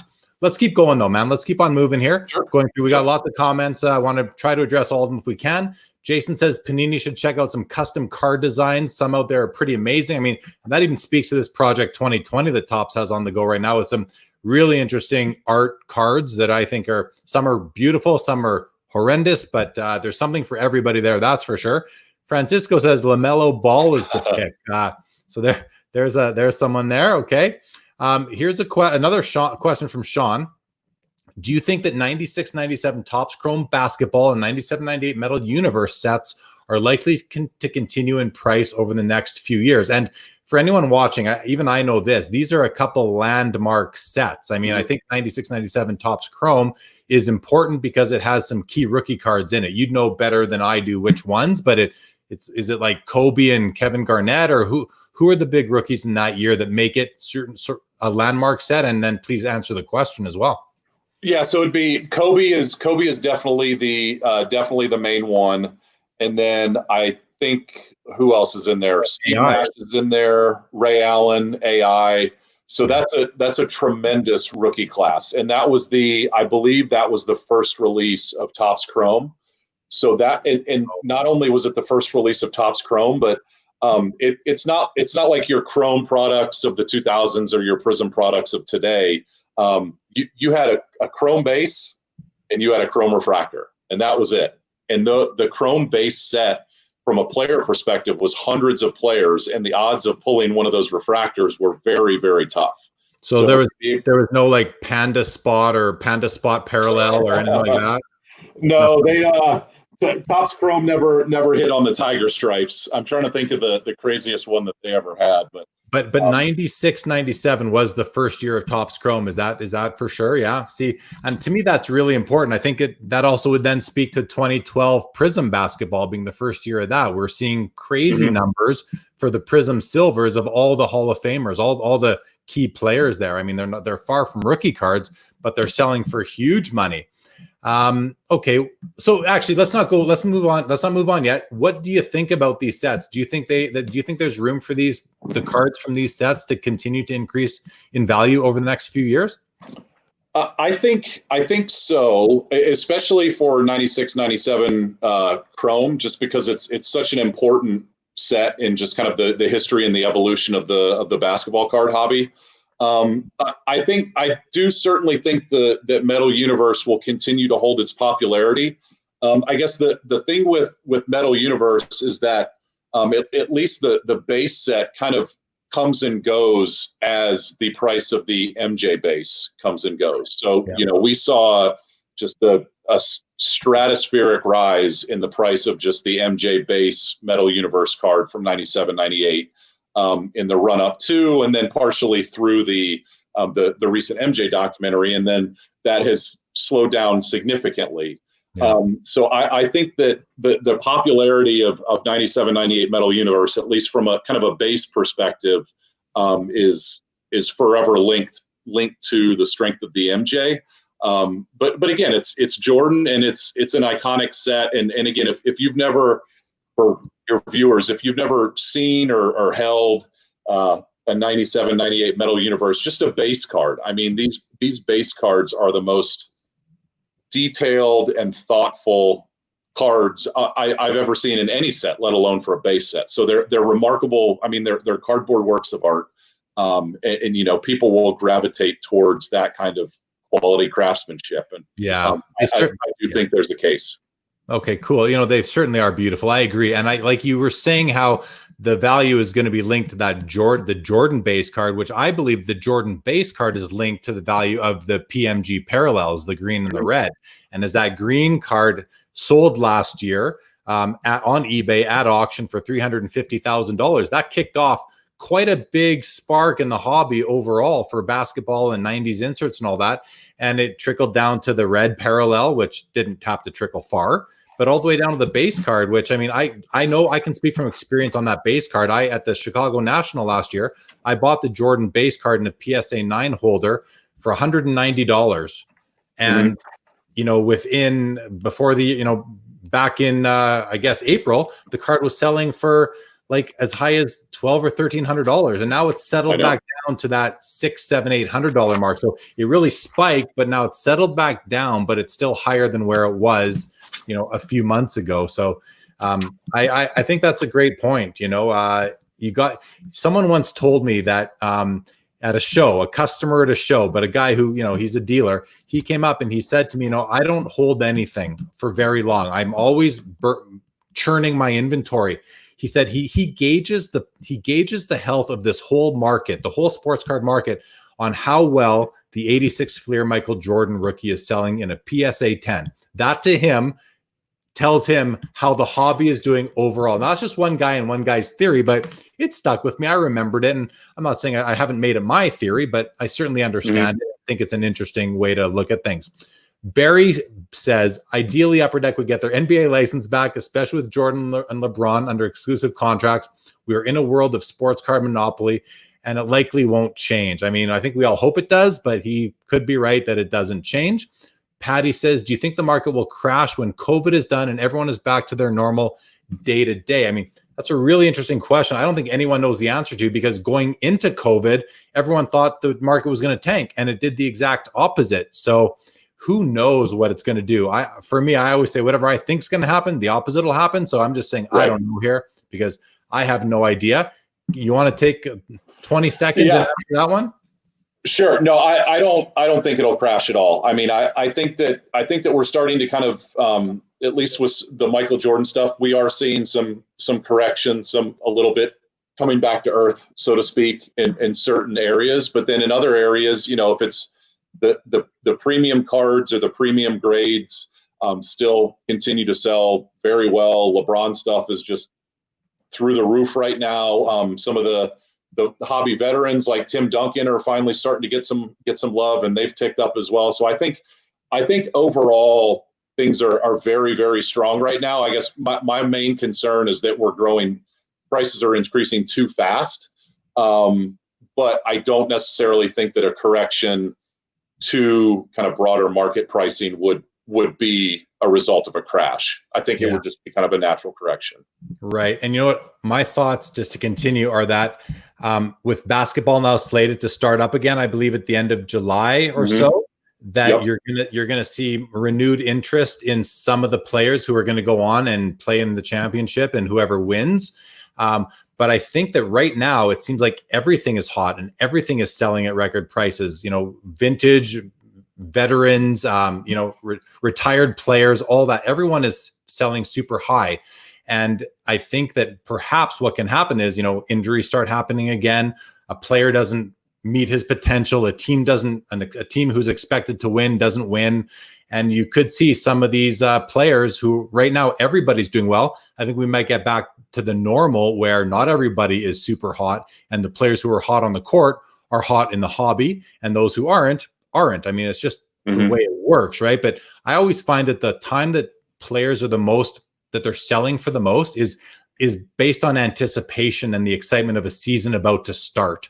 That's when everybody is on a level playing field, just like we are right now. So, okay, let's keep on. Francisco says, NT, pay $12K a box, pull a Jordan Boone auto. Can't wait.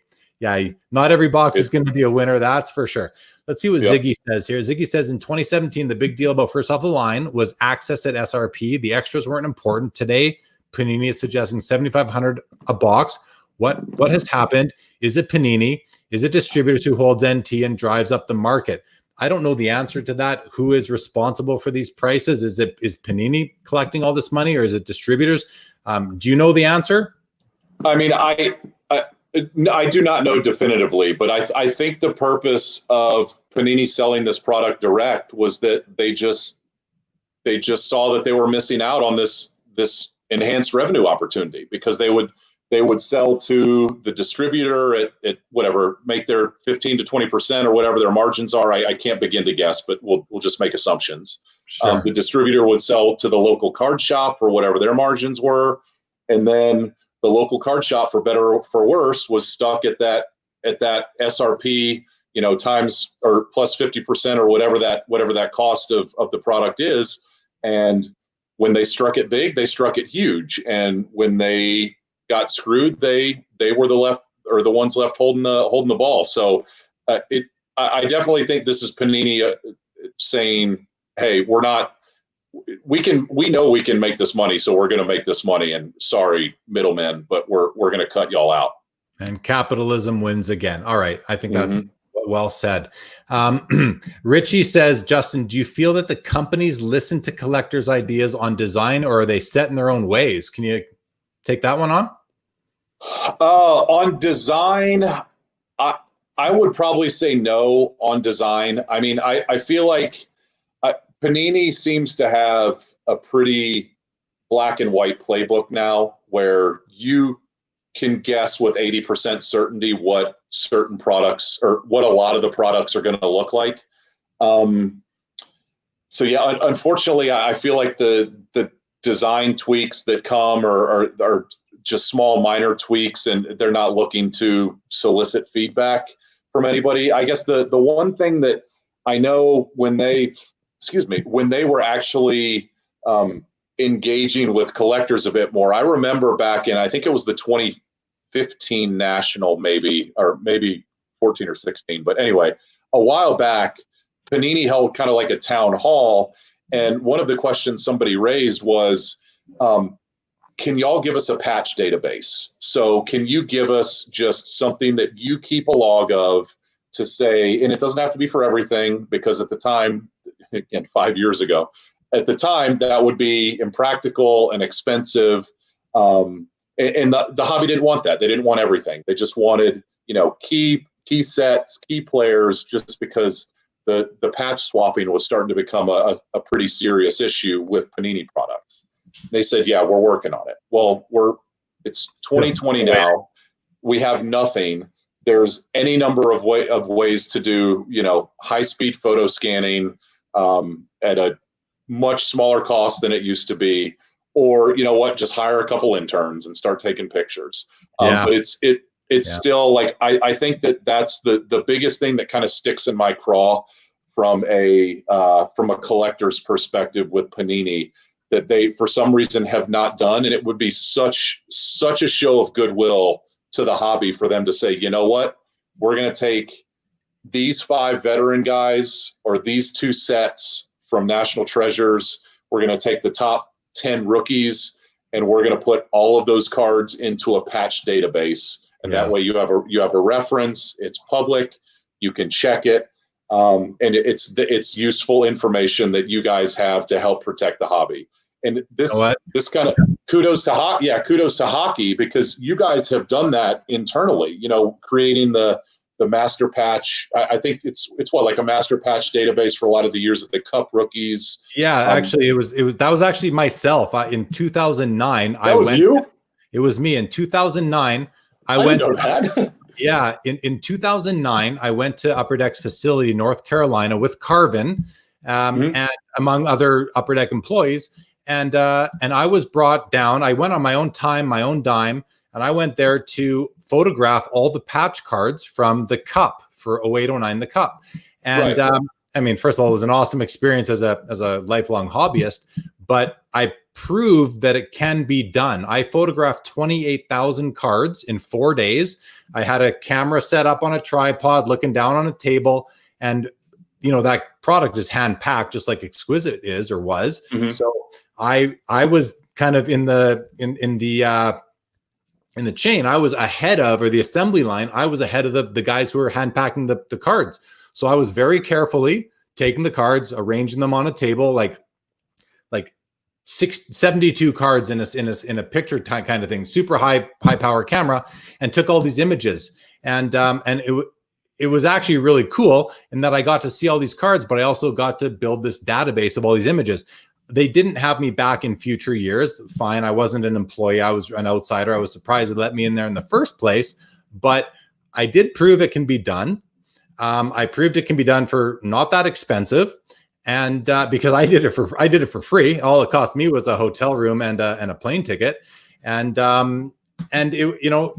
it can be done. I know it can be done because I've done it for a major card company, for a major product. So I think, and I talked about this on prior episodes with Upper Deck staff, and, it's something I continue to sort of lobby for and see if they'll do it, because it's important. And the reason why I was even invited there in the first place was because when the Cup patch cards first started coming out and they started to be faked, and I was noticing these, I started to collect images on the internet for all the different patch cards. And that might be the database you're talking about. I was probably one of the first people to ever do this. And unfortunately, I just got burnt out and I stopped doing it. I mean, things come along, you can't hunt the internet and especially as more and more years go by and more products hit, how many different cards can I search for patches of, and different unique copies? And anyway, so that database is still out there floating around. I can still send people a link if they're interested, but it's hockey only and it's from the Cup. Let's move along though. Billy Cardboard Nostalgia, he wants to know, is there upside for a guy like Yao Ming with all the Asian collectors coming in? He thinks his cards look cheap. Have you noticed any additional demand for his cards because of the influx of Asian collectors? Yes, the prices of Yao stuff have definitely ticked up a fair amount over the past, I would say, 12 to 18 months. However, the stuff that I really track of his is primarily Exquisite. Excuse me. So a lot of those cards are going to be lower numbered cards, since Yao Ming wore number 11. A lot of his cards are going to be numbered to 11 from Exquisite. So they are tough to find. But those cards that I follow have definitely increased. And I think your point to his rookie cards being cheap is valid, especially in relation to just what other cards sell for, and knowing how important he is to the Asian collectors market. And I would say that it's one of those things with Yao where he was a phenomenal player. Like, we're just so far removed from it, and unfortunately his career was cut short with injuries. But he was a phenomenal, transformational basketball player who was 7'4", 7'5". He could step out and shoot to 20 feet. He had good footwork. He wasn't clumsy. He wasn't like a Sean Bradley or a George Mirasan. Like, he was incredibly skilled and incredibly gifted.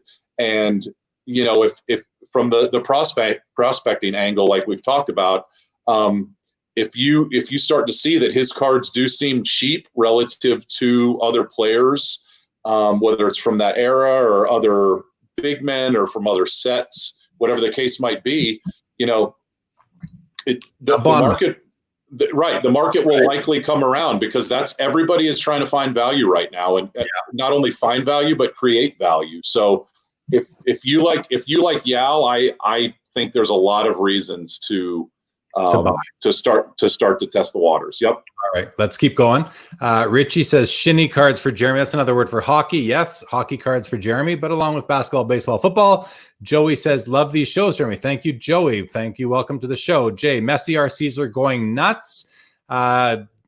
His best PSA 10 sold for over $20,000. So soccer is catching on.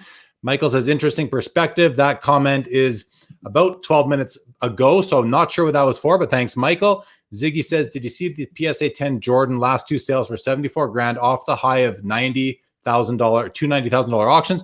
Yes, and in this hobby, values fluctuate day to day, week to week, month to month, and that the last dance is over now, and not to say that those cards will not remain where they are, but let's face it, that card went from being $20,000 to $100,000, now down to 75. I think everybody holding one is still pretty darn happy they have one at 75 grand, even though it's not 100 anymore. Michael says, you'd think that the market would get stronger considering people have more disposable income from their jobs. Well, I mean, we saw the exact opposite happen with COVID, so it's tough to say what's going to happen when people go back to work. Right. Carpenter says, I think when sports start up, market might slow down. Our sports entertainment these days is eBay and breaking. Great point. We have nothing else to do. That's even why I'm here right now with you, Justin, because I was getting bored with COVID. Let's create some hobby content. Let's get involved and do that. So I think that's a valid point there from Carvin. I definitely agree with that. Ziggy says, rumors of Gary V interview with the Topps Project 2020 artist. It's hyping up the market. What are your thoughts on Gary V in the hobby with all the new investors who follow Gary V? Justin, take this one, make it quick because we're running out of time. We still have lots to get to. Sure. I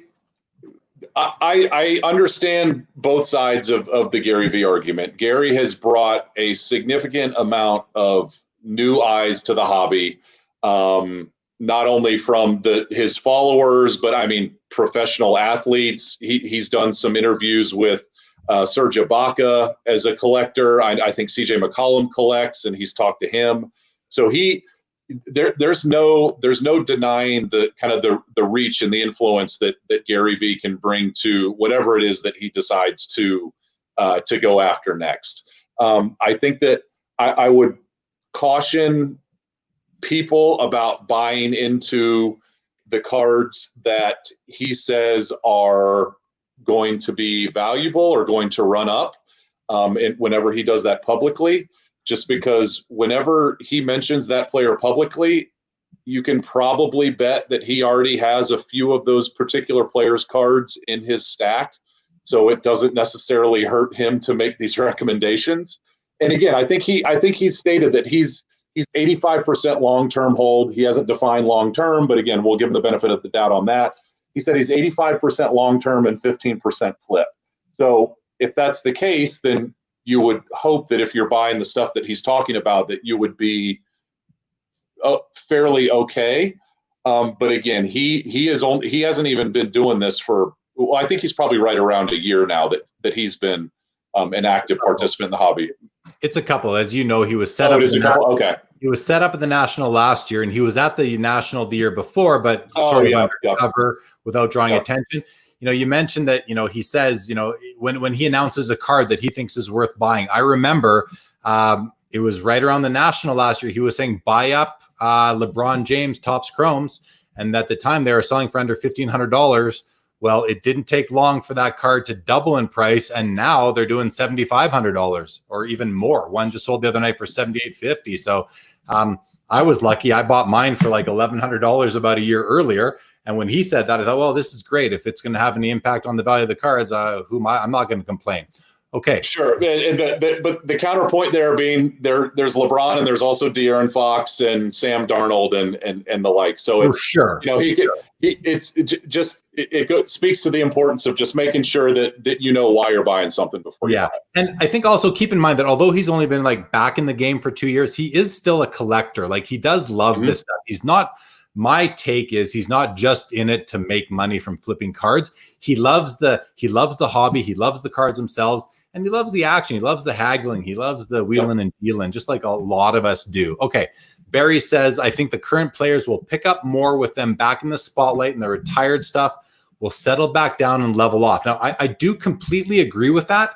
The only caveat I'll add is I think that the retired stuff, it will level off, but I do think we've seen permanent value increases. I shouldn't say permanent as in forever, but I think that the overall level has risen. I think that's a good thing. Aaron says, good discussion tonight. Thank you, Aaron. Appreciate that feedback. That's a compliment for you too, Justin. Thank you very much.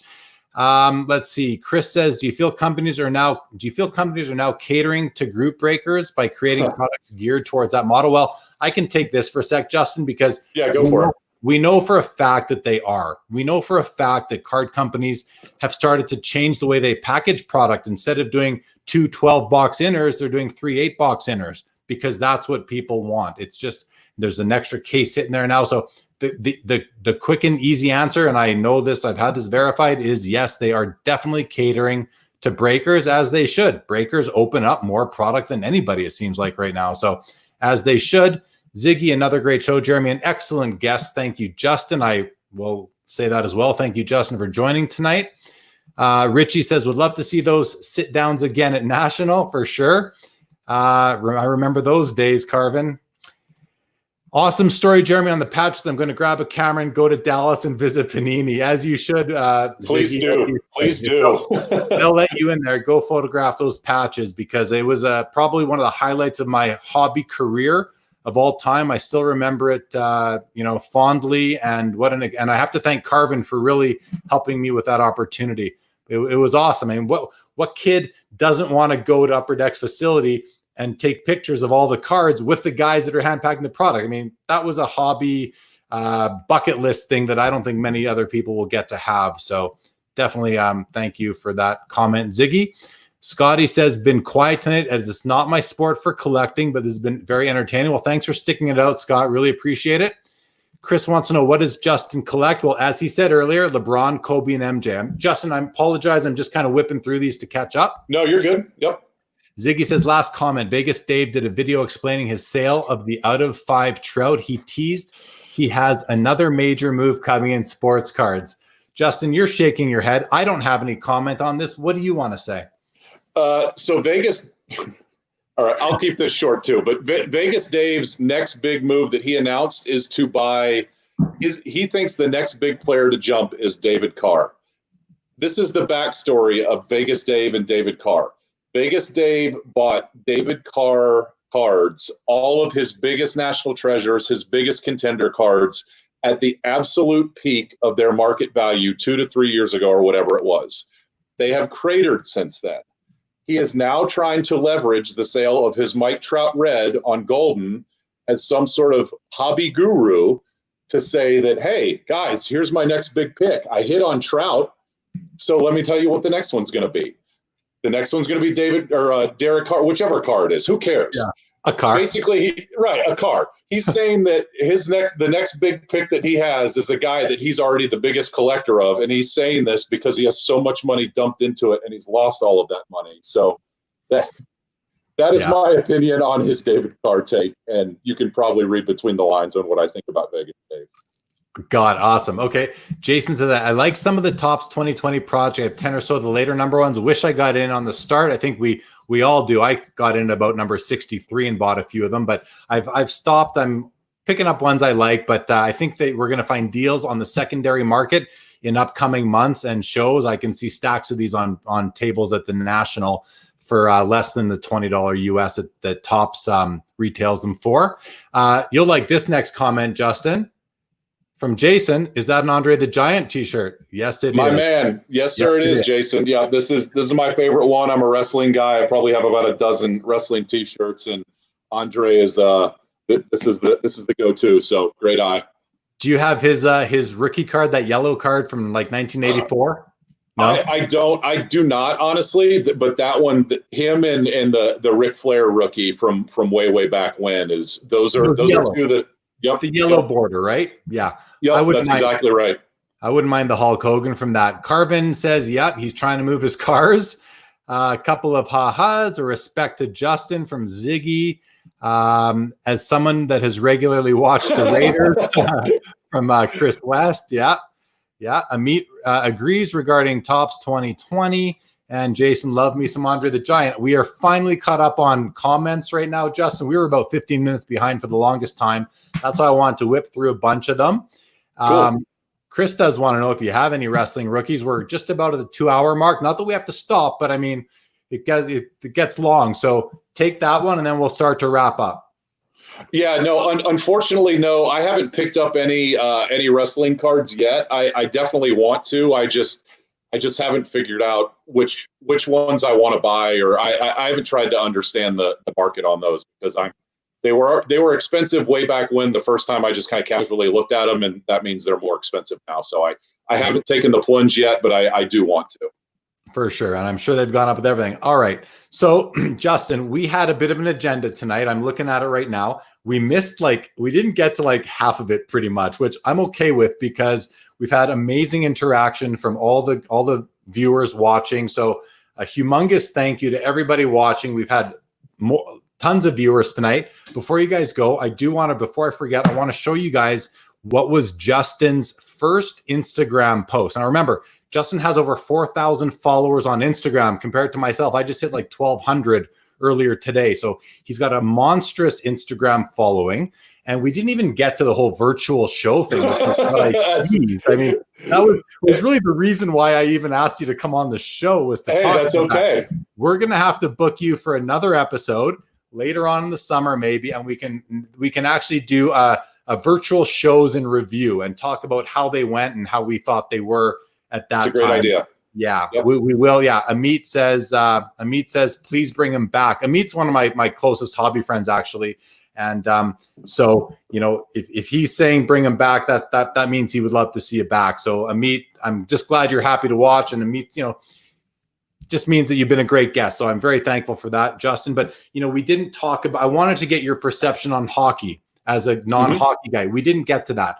I wanted to talk about Instagram and its effect that it's had on the hobby and how you see it evolving as we move forward. And then there was all the hot topics like the Golden Auction trout sale, which we did touch on, the sale of the Puerto Rico collection that led to the dual logo man, the Jordan LeBron, selling for over $900,000 just earlier this year. We missed talking about the trimming scandal, which we don't have to. It's been overdone. And of course, grading in general, which has been done plenty on this show. So we don't necessarily need to do it again. But I'm okay with missing what we missed, Justin. It's been a ton of fun with you tonight. So thank you again so much, guy. Anyone who's not following Justin on Instagram yet, there's his handle at 6'10 Sports Cards, because he is literally 6'10". He looks down on me and I'm 6'6". So please follow Justin. If you're not following me yet on Instagram, there it is, Jaylee_cards. If you're a Twitter user, I started up a Twitter account for this channel a few weeks ago. Please go ahead and follow there. I'll post on there every so often. As a reminder, the Sports Card Expo Virtual Edition is coming up on June 19th and 20th. This is going to be really the most professional virtual show that's been done. It's being done on trade show software. I'm going to be set up as a vendor for this. I'm going to give it a shot. I'm going to support it from the beginning, get in on the ground floor, the inaugural show. It's likely something that will have multiple occurrences as the years go by. So check out sportcardexpo.com. Should be interesting, if nothing else. And, something for us to, as a hobby, to rally behind and hope that this thing can grow and be another option for people to see cards. I mean, Justin has what he does on Instagram, which we didn't even talk about. I'm sorry, Justin, but we got, that's okay. we had so much discussion, but I will mention quickly that, you know, you started the virtual card show on Instagram. I took part in it. You had a second one. You quickly let us know, what do you have planned next for that, if anything? Yeah, so it's just trying to find something different, because there's different options out there, and I think that it's great to have the different options. They speak to different types of collectors, different segments of collectors, different. Each What's one has next? different. What's next for you on there, though? Sorry Right, to run. yeah. We're getting late, and I still want to show your card. No, that's fine. So yeah, I'm working on something that would essentially be a 24-hour straight card show likely on Instagram, but just to try and give more international collectors the opportunity to interact with one another and participate, because that's always been the challenge since I run this on a Saturday afternoon. Right. We are a global community, and there are so many international collectors. It would be great to get them on there and for us to see their cards. And the nice thing is that when they go live on Instagram during your shows, it actually saves to their story, I believe, for like a day. So you can go back and watch them later, which is pretty awesome. Before we go, I'm going to share my screen now, and I'm going to show you guys all what was Justin's very first post on Instagram. And if you know basketball, you might know the guys on this card right here. So there it is. Justin posted this back in 2017, I believe. Yeah, January 13th, 2017. And I mean, look at this card. A LeBron, Michael Jordan, dual patch, on-card auto, numbered out of 5. This card is a beast. I mean, it's a beast of beasts. And do you still own this card, Justin? I do, yes. I purchased that. I think I bought it at the 2015 National. So yeah, it's bought about 5 years ago, and that's definitely one of the older ones that's in the safe. And if you're willing to discuss, are you willing to tell us what you would have paid for it back in that year and what you would approximately value it at now? So I think I paid $3,500 for it back then. And I'll just say it's worth more than that now. Fair enough. Okay. All right, guys. So if you're not following him on Instagram, please do. Same with me. Subscribe to this YouTube channel. We're gonna finish out the show here with just addressing the final comments. Justin is doing his best Don West impression on Instagram 24 hours a day. Be dialing. That's not bad. Wow. LOL. That's a massive card. Yes, it is. That's better than an empty top loader. and on that comment, we're going to say goodnight. Thanks, everybody, for watching. Saturday night, I might be freestyling. Next Wednesday, come on. Ken Reed from Sportsnet, co-anchor on Sportsnet, will be joining me next Wednesday on the show, author of 2 different hockey card books. So come check that out, and well known to every sports fan in Canada. So come check that out. Here's an offer for the MJ LeBron at 125%. Okay. Touche, Frankie. Touche. For the Hobby is one of my favorite YouTube shows.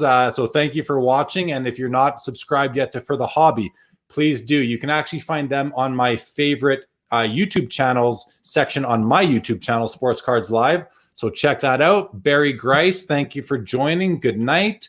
Chris West. But wait, there's more. I know I can never end these shows. We're ending it. It's over. Good night, everybody. Thank you for watching. Justin, wait right there. I'll see you in the back room. Again, good night, everyone. Thank you so much. Be safe, be nice, be kind out there. The world is a nasty place right now, so let's do what we can to make it better. Good night, everybody. It's wrapping up.